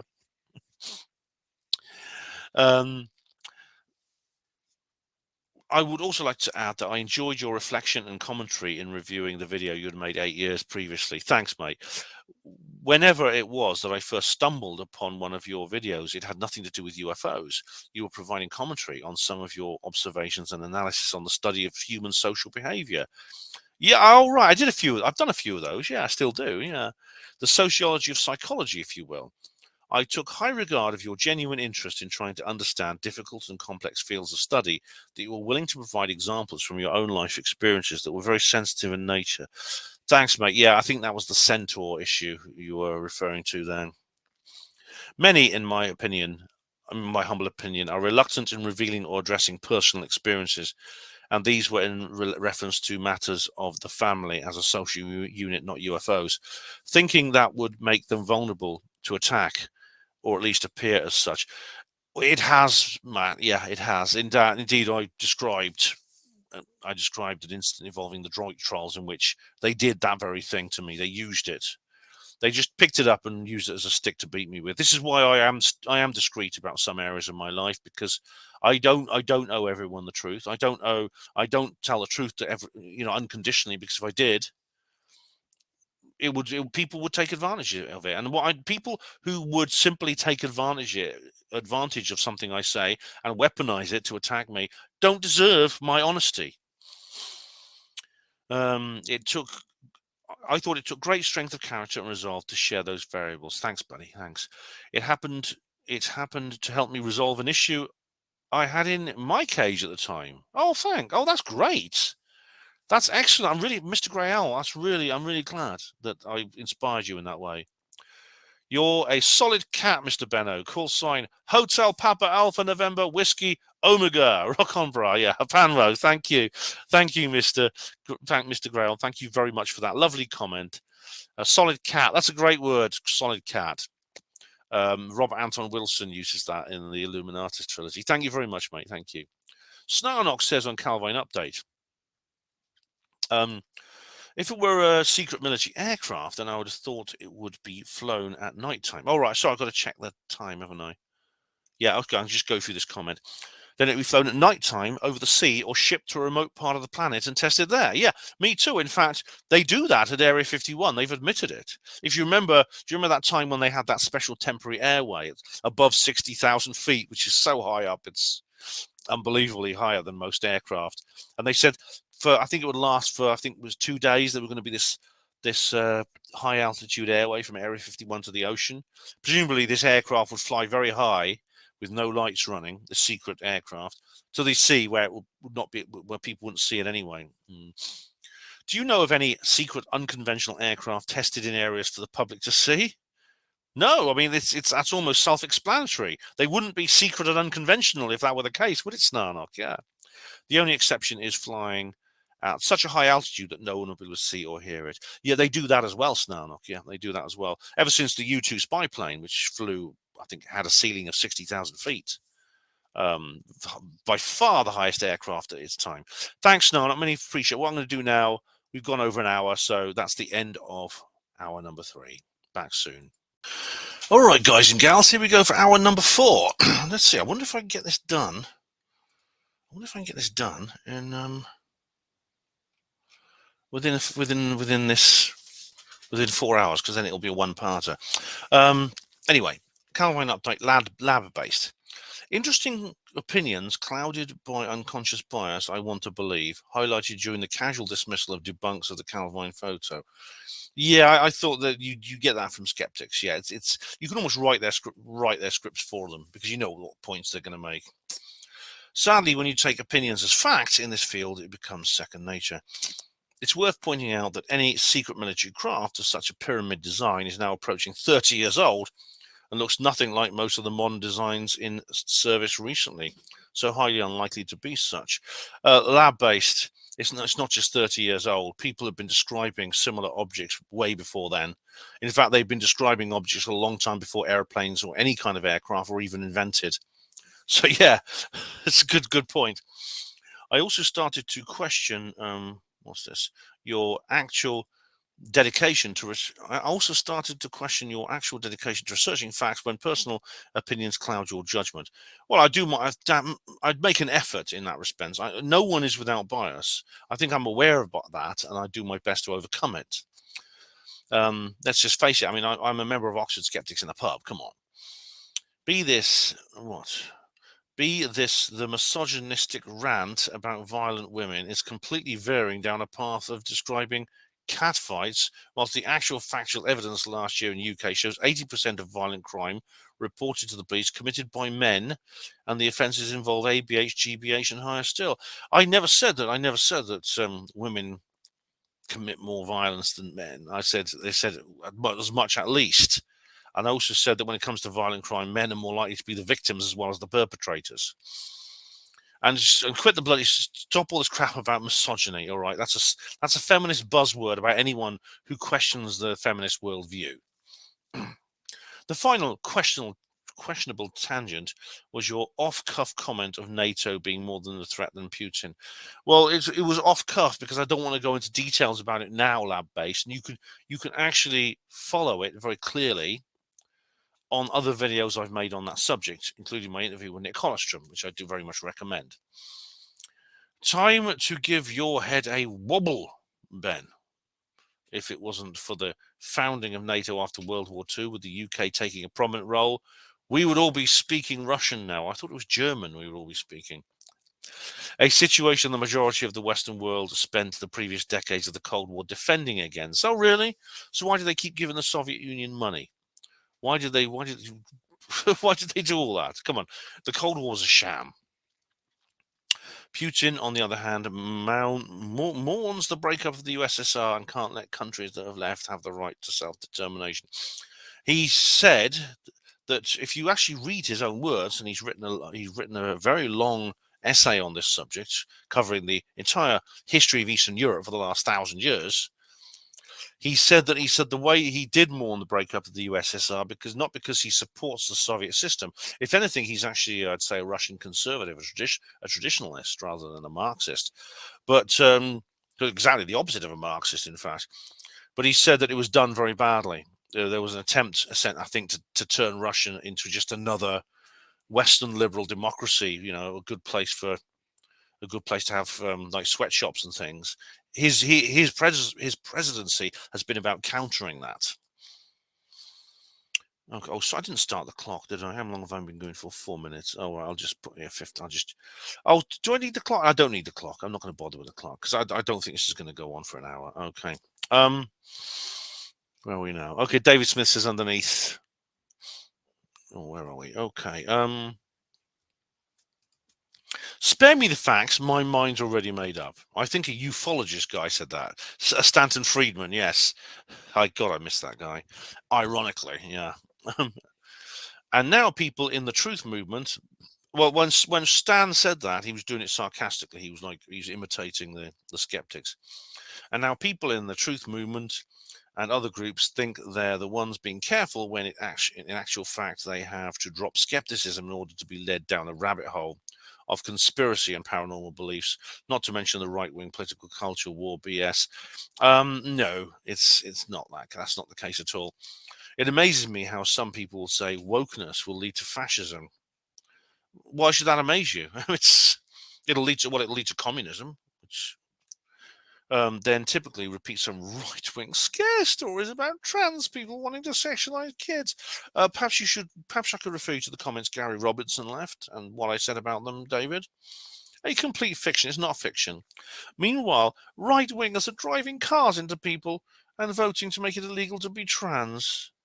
One right-winger drove a car into some people and killed a woman at Charlottesville. Whether it was deliberate or not, I think is questionable. And they're not voting to make it illegal to be trans. These are people who want to undo this obsessive trans obsession, which is ruining people's lives. Just listen to my interview with Claire Ray Randall. I did 2 interviews with her. She's a trans woman herself, and she's one of the biggest critics of all this. One side wants to reduce freedom, and somehow they've convinced it's the left insane. Well, I've explained why I think that is. It's not insane. Max Q. What? Ben bending facts and making stuff up to fit his agenda? Well, I never. Oh, shut up. David Smith. Pride and dignity, so long as you're not pro-choice. That leads to fascism, I'm sure. I don't know what you're talking about there. I'm what's the word? Pro-life. Being against pro-choice, clue is in the name.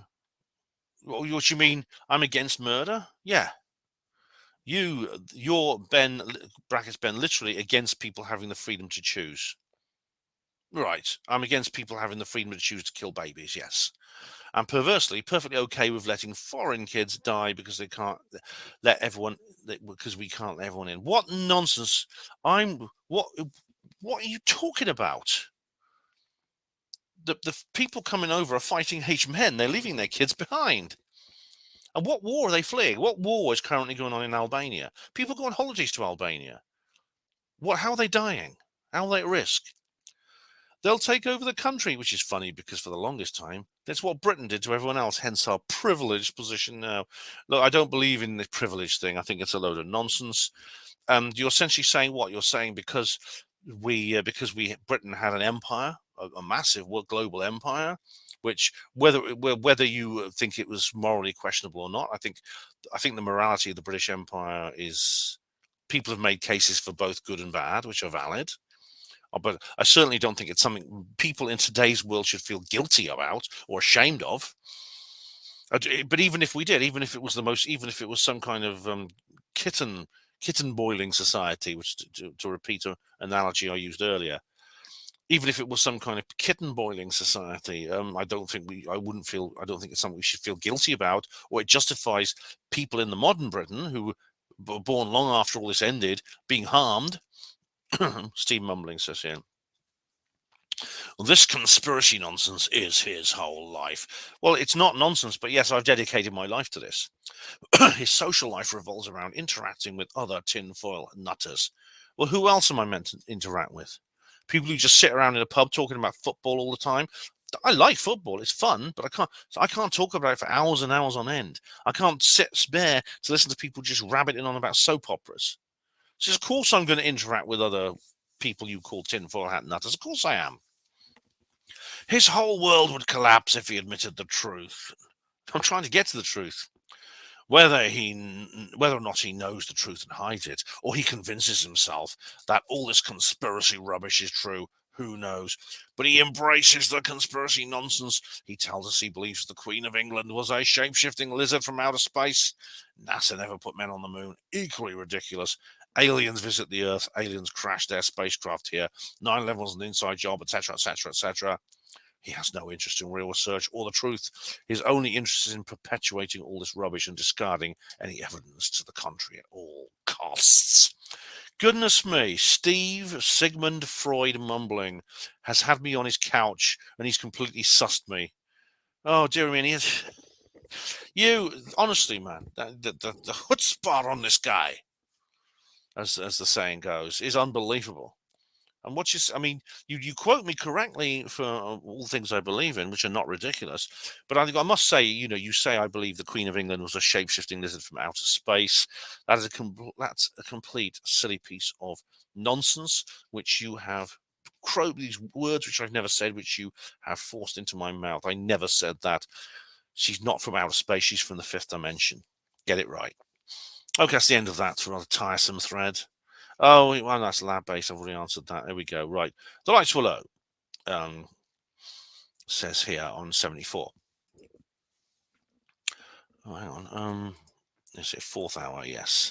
Hi, Ben. Not related to this vid, but wasn't sure where to post. HPANWO Radio 503, while Miles is talking about the Mellon family, he suggests that 40 members of the family have been in the CIA, which is why they push a certain narrative. The family history is certainly fascinating, albeit really only starting in 1908. But there's nothing anywhere suggesting 40. Any idea why he states that's a very round, large number? No, I haven't had a chance to check that. But the Mellon dynasty is a very... It has an interesting story. It's one of the kind of like pseudo aristocracies the United States came up with after the revolution. I don't know the answer though, but both Chris Mellon and John Warner, who are both from that family, both say very interesting things. And I did disagree with Miles in that program, yeah. But if you want to put a comment on HPANWO Radio, the best thing to do is leave it in the comments box under the show notice. Unless you want to tune in live and post in the live chat box, that's 8 p.m. every Thursday. But otherwise, just leave a comment, a blogger comment under the notice. Max Hughes says the woos often indulge in exaggeration and flat out lies. Ben, so much, even Johnston has to reel him in sometimes. Miles never reels me in. He couldn't ever. Right, we got Bob Lazar, the Bob Lazar movie live stream. It's an old video from a couple of years ago. 5032 timestamp.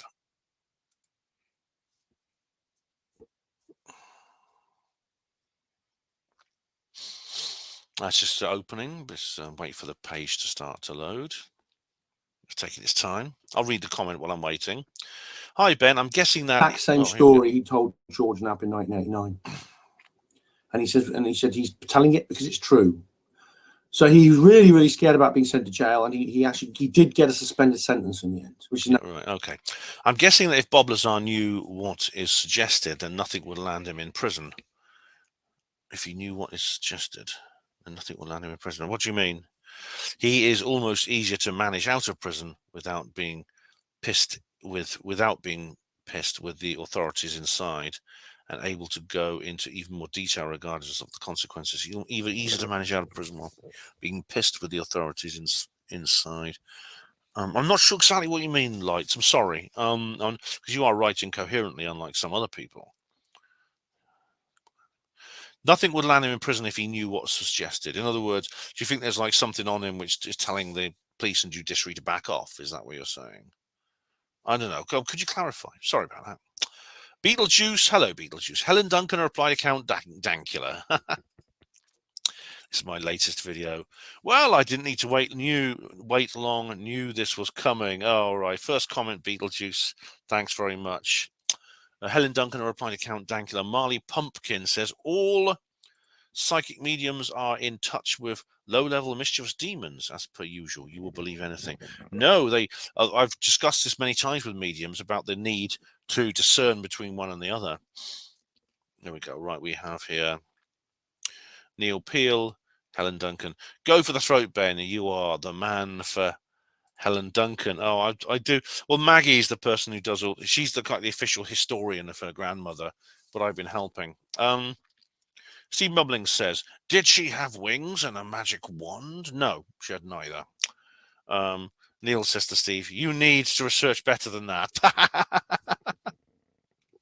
Steve says to Neil, like you, Neil, lol.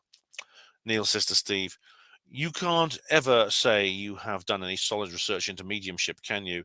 You can just wiki from the corner, but solid experience beats that. Yeah. Max says to Neil, Duncan was exposed as a fraud who faked her results. Max, no. If you even just watch this video, let alone go to the portal that I showed you, the Helen Duncan portal, there is a link in the description box to that. That's completely false. Max Q said, Duncan would sit on a piece of chalk, a slate board, and writing would appear. This would be the sequel to the comic porn film Pussy Talk. Pussy right. Oh dear. I'll have to ask Terry Joyce about that, whether she had anything to do with that one. Not she did not as a performer, but behind the scenes. Terry says she wrote scripts for several porn movies, which is actually more difficult than you might think. There is actually a skill to it. I didn't think it would be necessary. I think anyone can sort of say, oh yeah, baby. But no, there is actually a sector of fictional writing which includes writing scripts for porn movies.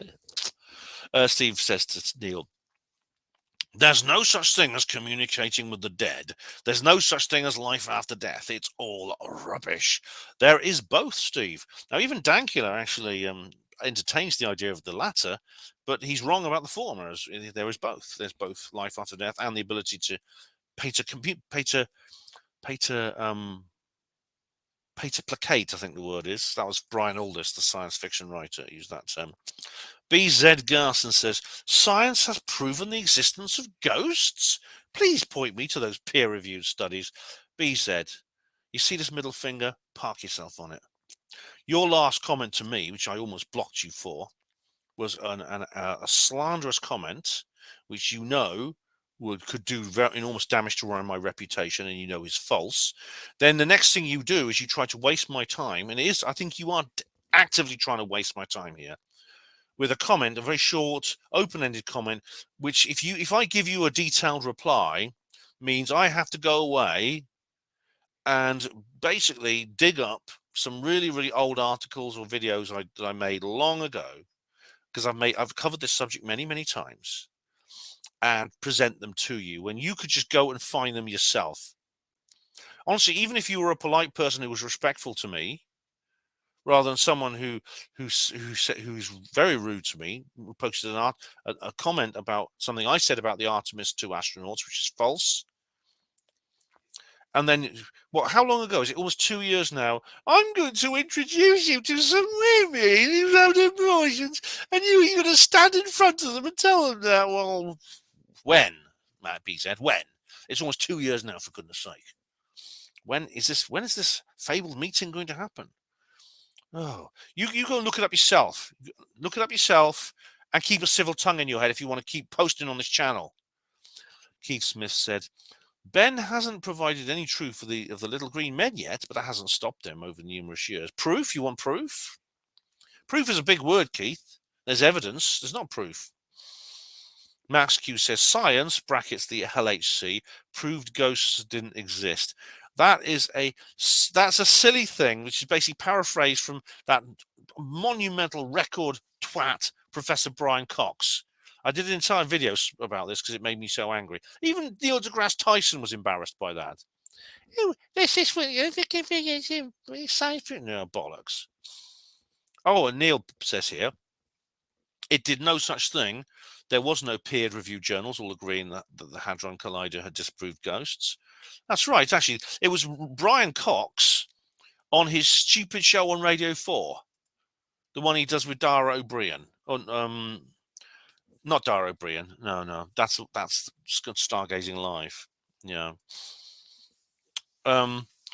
Max says to Neil and people of the Paranormal Peep Show, that's like Jones wondering why the LRO didn't have higher resolution cameras so it could photograph the Apollo landing sites with better clarity. You want peer-reviewed journals as to why the LHC proved ghosts don't exist? You wouldn't accept them, even if they were written.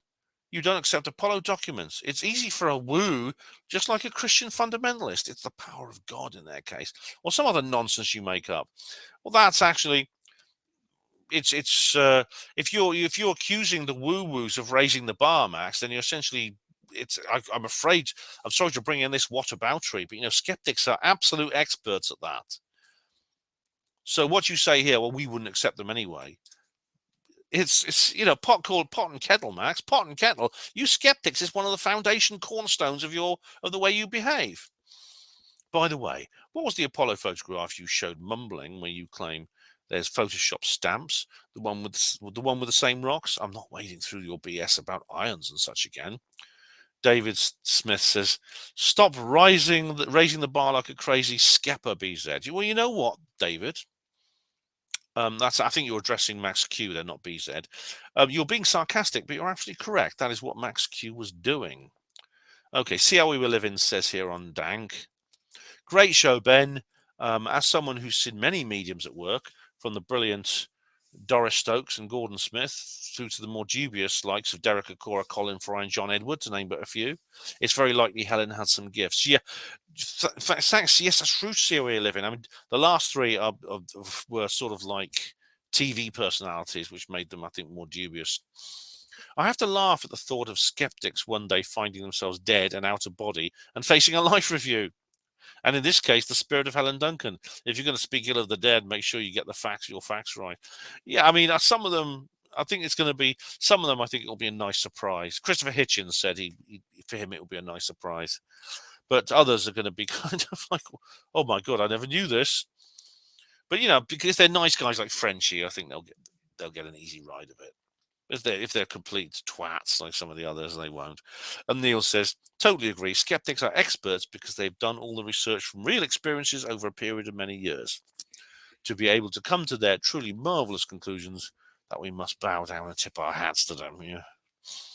Keith Smith says on Dank, Ben, Dankula is trying to steal some of your fame. Yes, isn't he talking about Helen Duncan like that? If he got the facts right, I wouldn't mind so much, but he obviously hasn't researched it quite enough.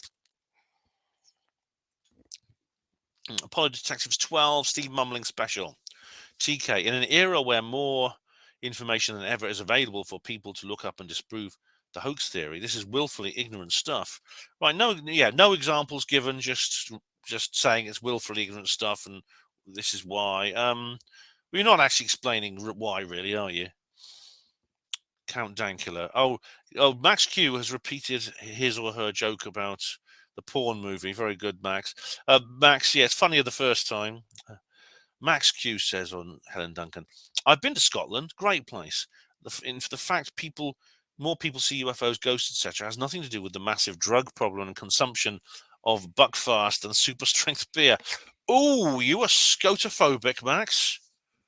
You are scotophobic. Right, Calvine update. Gary Robinson. Woke Bassett. What a shame, eh, Ben? Yeah, I mean, Gary, sometimes even the right people get the wrong line. They do. Sometimes even the right people take the wrong line. Right, Duncan, Helen Duncan, Count Dankula. Slot House Productions. That's an interesting name. Cool. Someone with fuck all to say for 2 hours, riding off someone else's coattails. Think this video would get any attention if you weren't name dropping. Oh, what a stupid, cynical, and unfair thing to say, Slothouse. Anyone can make a assumption without any evidence at all about another person's motives.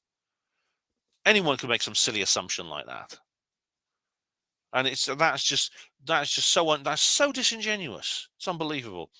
Okay, the lights were low. Says on Helen Duncan, the most dangerous psychic in the world. This is an old Helen Duncan film. Hi Ben, I'm always interested in your subjects, as you know. Some I can see, whereas others I have more difficulty with. I agree the cheesecloth sounds bizarre. My question is, has before or after Helen any other medium produced the same ectoplasm results? I believe no one has produced anything as spectacular as Helen did. She has a reputation for being extremely powerful. I mean, other people can produce physical mediumship. I've witnessed a transfiguration medium, Jason Harrington. I made a video about it, and he was very good. He did, like I say, what happened to his hands was very weird, but nothing like, I've never seen anything like what Helen Duncan says. 74 Max Q. What relevance does using tweezers in space gloves have to pushing an oversized button on a camera to take a photograph? When I pointed out astronauts wearing space gloves built and maintain the space station using pre-learned techniques to use tools and carry out delicate operations, you ask, can they use tweezers?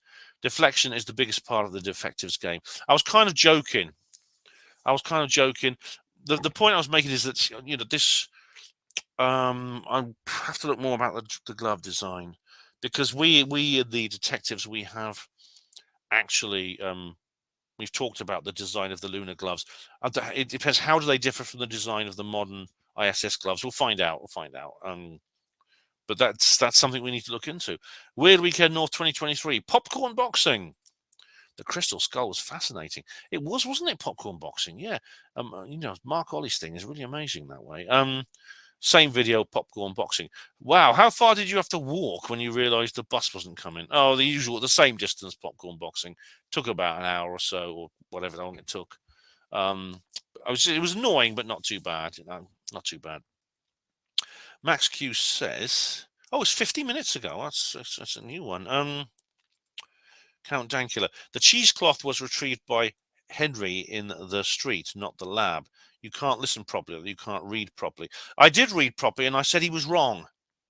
I did. I remember Dank saying that, and I explained how that was wrong. It was. You see, do I have to go through it again? Helen stormed out. Henry, her husband, didn't restrain her. She actually attacked her husband. I said that in the video, Max. Didn't you hear what I said? You're the one who can't listen properly. He attacked her. Oh, sorry, she attacked him. She was very angry. She actually attacked him and then stormed out. So, you're the one who can't listen properly. Right, same video, Max Q. It was said that the slip was stuffed in Duncan's knickers. Not that she was wearing it. How can you tell what size the slip is? Not that it matters when you can't retell a story. When you retell a story accurately, no. Just look at the shape of it. Look at the shape. If it was a size 22 or 23, it would have been wider than it was tall. but you can see quite clearly it's no bigger than a size 16, and she was wearing it. According to the it was not on the video. It's actually in the book, The Mystery Show Trial, and other material about Helen. Max Q again. This is 32 minutes ago. This is live. It's because I refreshed the page, wasn't it? Yeah, because I went to the spam folder. What about the aunt that never existed or the sister who was alive? You gave no rebuttal to that. Well, I didn't give me a rebuttal because I said I'd never heard about it before, Max. I said I'd never heard about it before. Do you want a rebuttal from something I haven't heard about before? Right, that's the end of the YouTube comments. How are we doing for time? I think I'm going to go now to BitChute. So as always, I'll do the channel first this time. So we'll go to reply to comment 74.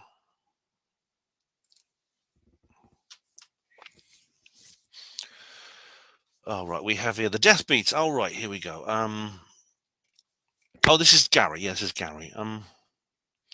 Gary's actually. Gary's repeating the comments he put on YouTube, which is great. This is cool.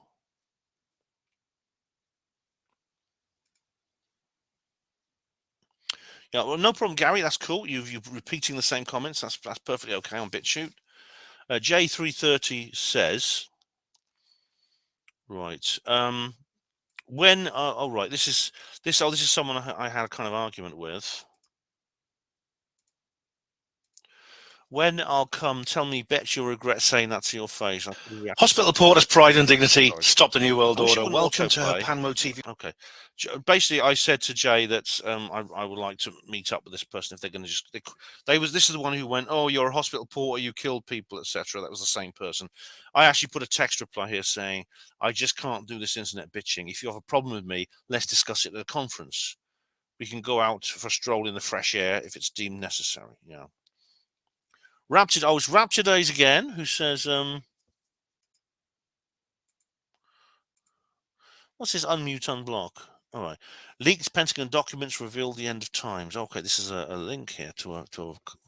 Now, I might not watch this now, but right. I'll leave that for later. Welcome to Marking the End Times. Okay. That's actually a 21-minute video. I'll actually keep that open because I might want to watch it again. Okay, so that's the end of that video. Okay, so now we go on to UFO Disclosure 2023 Senate Hearing Part 1.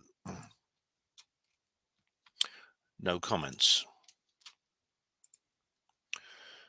Ditto Part 2. Well, we've got Worm Spleen. Hello, Worm Spleen. Here we go. Do you still have that bottle of wine under the bed ready to open when the government officially announces UFO disclosure? Must be years old now. If you still trust anything they would say at this point. Worm Spleen, I don't have it, no. And it's not wine, it's actually Perry. It's a very cheap bottle of Perry. And I don't have any more because basically it corked totally and it just turned into some kind of horrid vinegar smelling substance. So I had to throw it away. It's undrinkable. I think I'll have to just... I'll just have to nip out for a bottle of Prosecco, I think. I can't go keeping things under my bed. But thanks for the comment. Okay, Calvine update. We have Whammy. Whammy says here, why are the pilots risking their careers by admitting there's no Earth curve? Over 44 NASA. All right. This is a very long cut and paste job concerning the flat Earth. Well, it's very long. I'm not going to reply to this. Well, I mean, I appreciate the comment, but I have dealt with the flat Earth situation on several videos on my channel. Kurtzon says, hello from not far from the John Ratcliffe, just down Marston Ferry Road. Oh, right. Kurt 5 on. Oh, right. Cool. Well, I'm glad there's another BitChute viewer around here. That's cool. Whammy's now repeated the flat Earth comment again, which I'm not going to reply to. But thanks, guys. Well, it's good to have someone from there. Anyway, and now finally, Helen Duncan replied to Count Dankula. Sweeps, hey Sweeps, how are you, sir?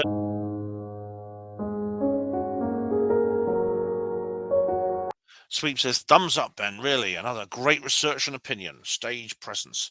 Didn't know a lot about this, but you put me in the know. So thanks a bunch. Fun. Cheers, Sweep. So I didn't mean to I didn't mean to sort of imitate your voice, but it's just it came sort of subconsciously. But thanks, Sweeps. Thank you very much. Sweeps 2 Fox, good channel. We sort of like exchange private information, Sweeps and I, and make ourselves aware of our uploads. So cheers, mate. Thank you very much. Okay, now I'm going to go to the list. Go to the comments list. See if there's anything I've missed. So there may be some comments on old videos, and luckily BitChute now does have this function, which is good.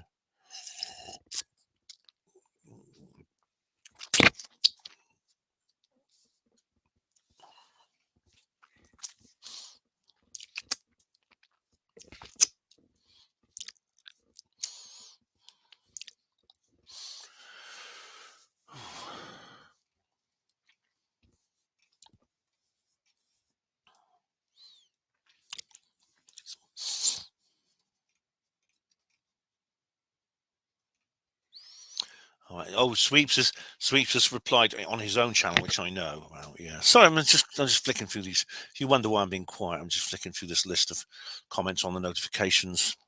So Sweeps actually commented on his own channels because I was commenting on there.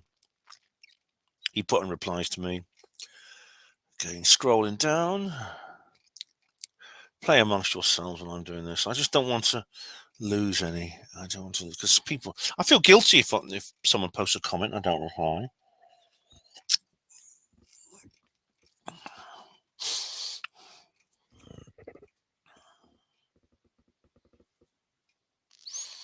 Oh, Sticks Hexammer, UFOs are bullshit. Oh, I'm going to have to reply video coming up to Sticks, I think.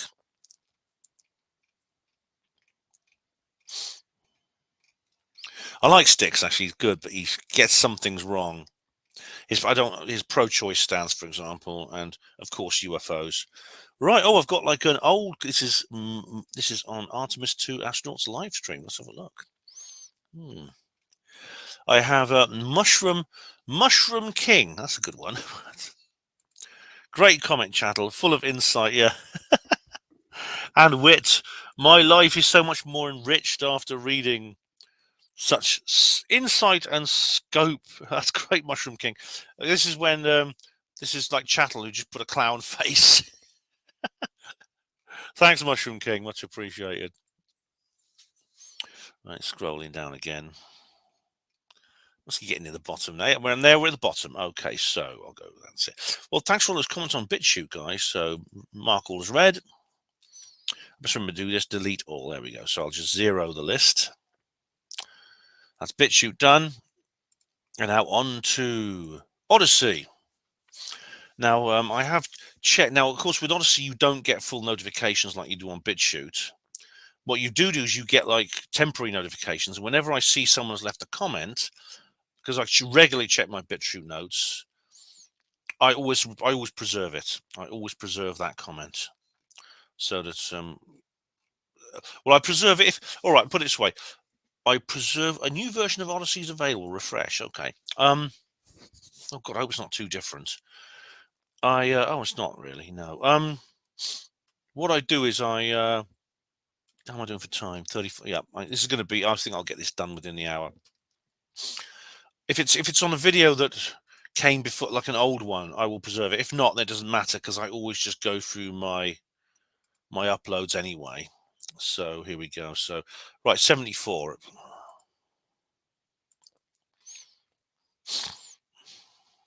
Reply to comment 74. Again, ad pain. I've got to get out of the way. But I'm not complaining about the ads on Odyssey. I'm happy they've got a viable funding model, and that's great. I want them to be able to earn a living. No comments. Right, UFO Disclosure 2023, Senate Hearing Part 1.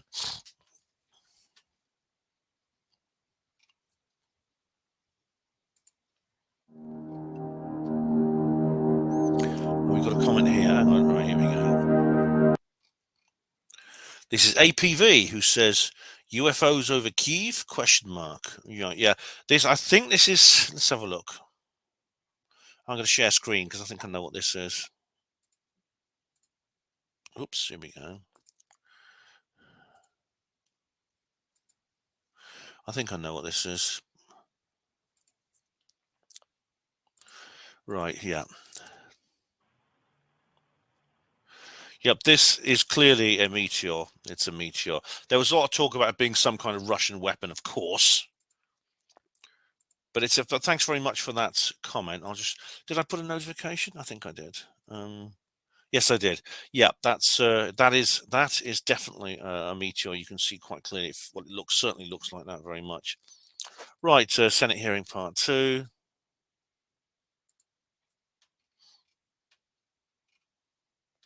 I've got 2 comments. And it's APV again with the same comment. UFO over Kyiv, yes. And I've just answered that APV. By the way, don't worry, I don't mind people repeating comments. That's absolutely fine. And Shelley of the Red says, thanks, Ben. You're welcome, Shelley. Thanks for your comments. Great to hear from you again. Please do not. I'm not spamming. It's because I put the same comment it's because I put the same comment on the same video at the same time. I'm not spamming. It's just Odyssey didn't like me doing that. You're welcome, Shelley. Thank you. You're welcome. Right. Senate UFO Disclosure 2023. Senate debriefing Calvine. I did 3 UFO disclosure videos in a row. Right. Scroll down. And somebody with a this is interesting. I put a text comment on here. Someone whose name is in the Cyrillic script, which I've been studying Russian. I've sort of stopped for a while. It is Ivan Kozhedich, I think that is. Good video, very interesting. One thing though, at about 1 hour 45, you said that planes can't hover, but a small number can. Harriers and F-35s, for example. And I actually put a text comment in here saying, thanks, that's true. And I should have qualified it by saying, except for V/STOL aeroplanes. However, we can eliminate those anyway because they are easily recognizable. Yeah, but he's right. Technically, he's right, but I think we can eliminate them. And finally, Helen Duncan replied to Count Dankula.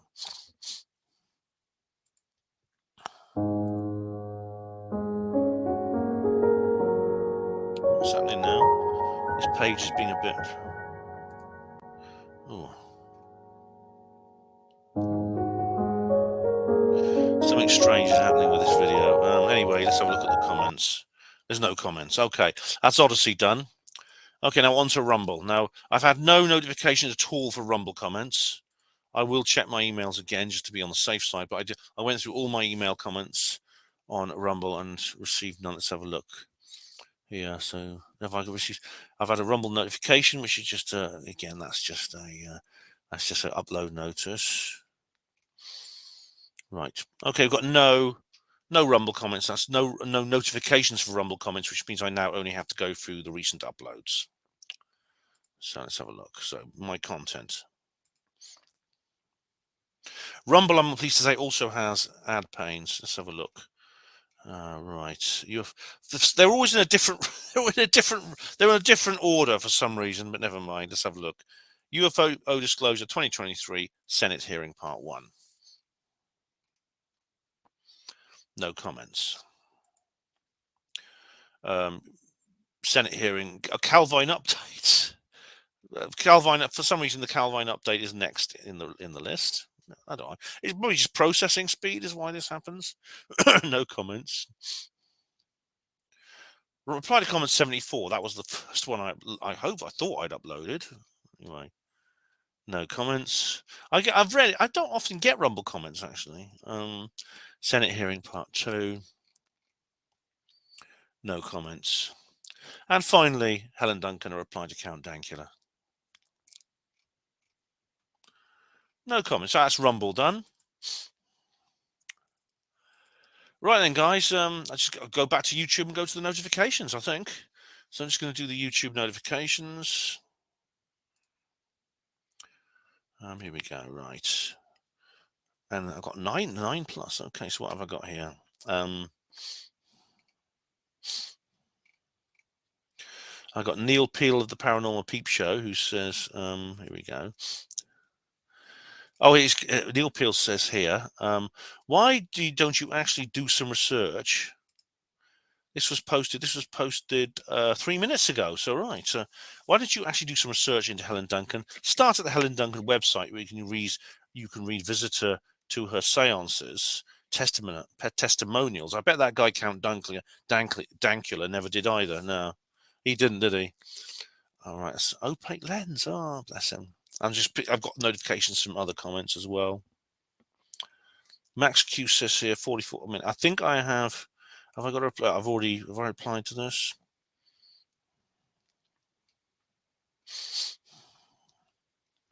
No, I haven't. Okay, Max Q says here 46 minutes ago. Neil, you claim if it was shadows on the flat by changing angles, they would disappear. That's nonsense. They may well change, as indeed they do in photos you share, but they wouldn't necessarily disappear. Okay, well, Max, so Neil can answer that himself. 1 hour ago, here we go. Nick Pope's a poser for mentioning his appearances, yet you never shut up about yours. I don't know what to say about that. I don't think to shut up about mine. What appearances? Where on TV? I've never been on TV. I've been asked to be on television programs. I've told them to get stuff. So what are you talking about? What are you talking about when you say no airplanes can hover? Some airplanes can, and you do use the US spelling this time, which is something. Yeah, only a couple, like we've already mentioned from that's Odyssey comments. Harriers, the Osprey, but as I said, we can eliminate those. Again, this is just this is an irrelevant point, but we can eliminate those because they have a distinct appearance. They have a distinct appearance, Max. Go down here 2 hours ago. Max, you commented 3 hours ago. Okay, I've already replied to that one. That's the cheesecloth comment. I think that's it. So I'll do one more refresh, see what I've got.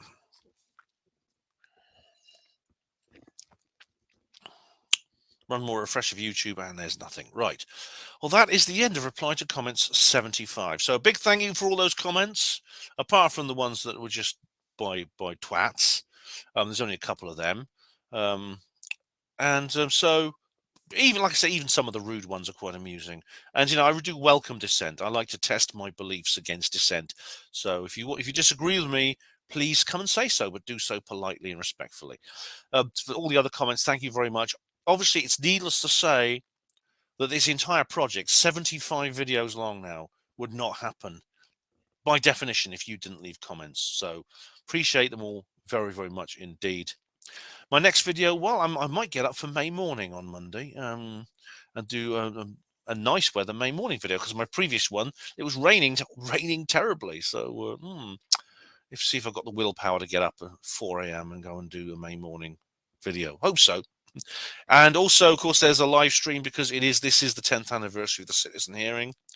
I'm doing that. And of course, next week, it'll be, of course, the Outer Limits magazine first anniversary live stream, which I'm very much looking forward to. I've tested the depth, so to speak, and you guys want it, so you're going to get it. I'm pleased, actually, because I really wanted to do it. I probably would have anyway. I just wanted to tell you it was coming. So thank you, all of you, for watching HPANWO TV yet again. Hospital Porters, pride and dignity, stop the New World Order.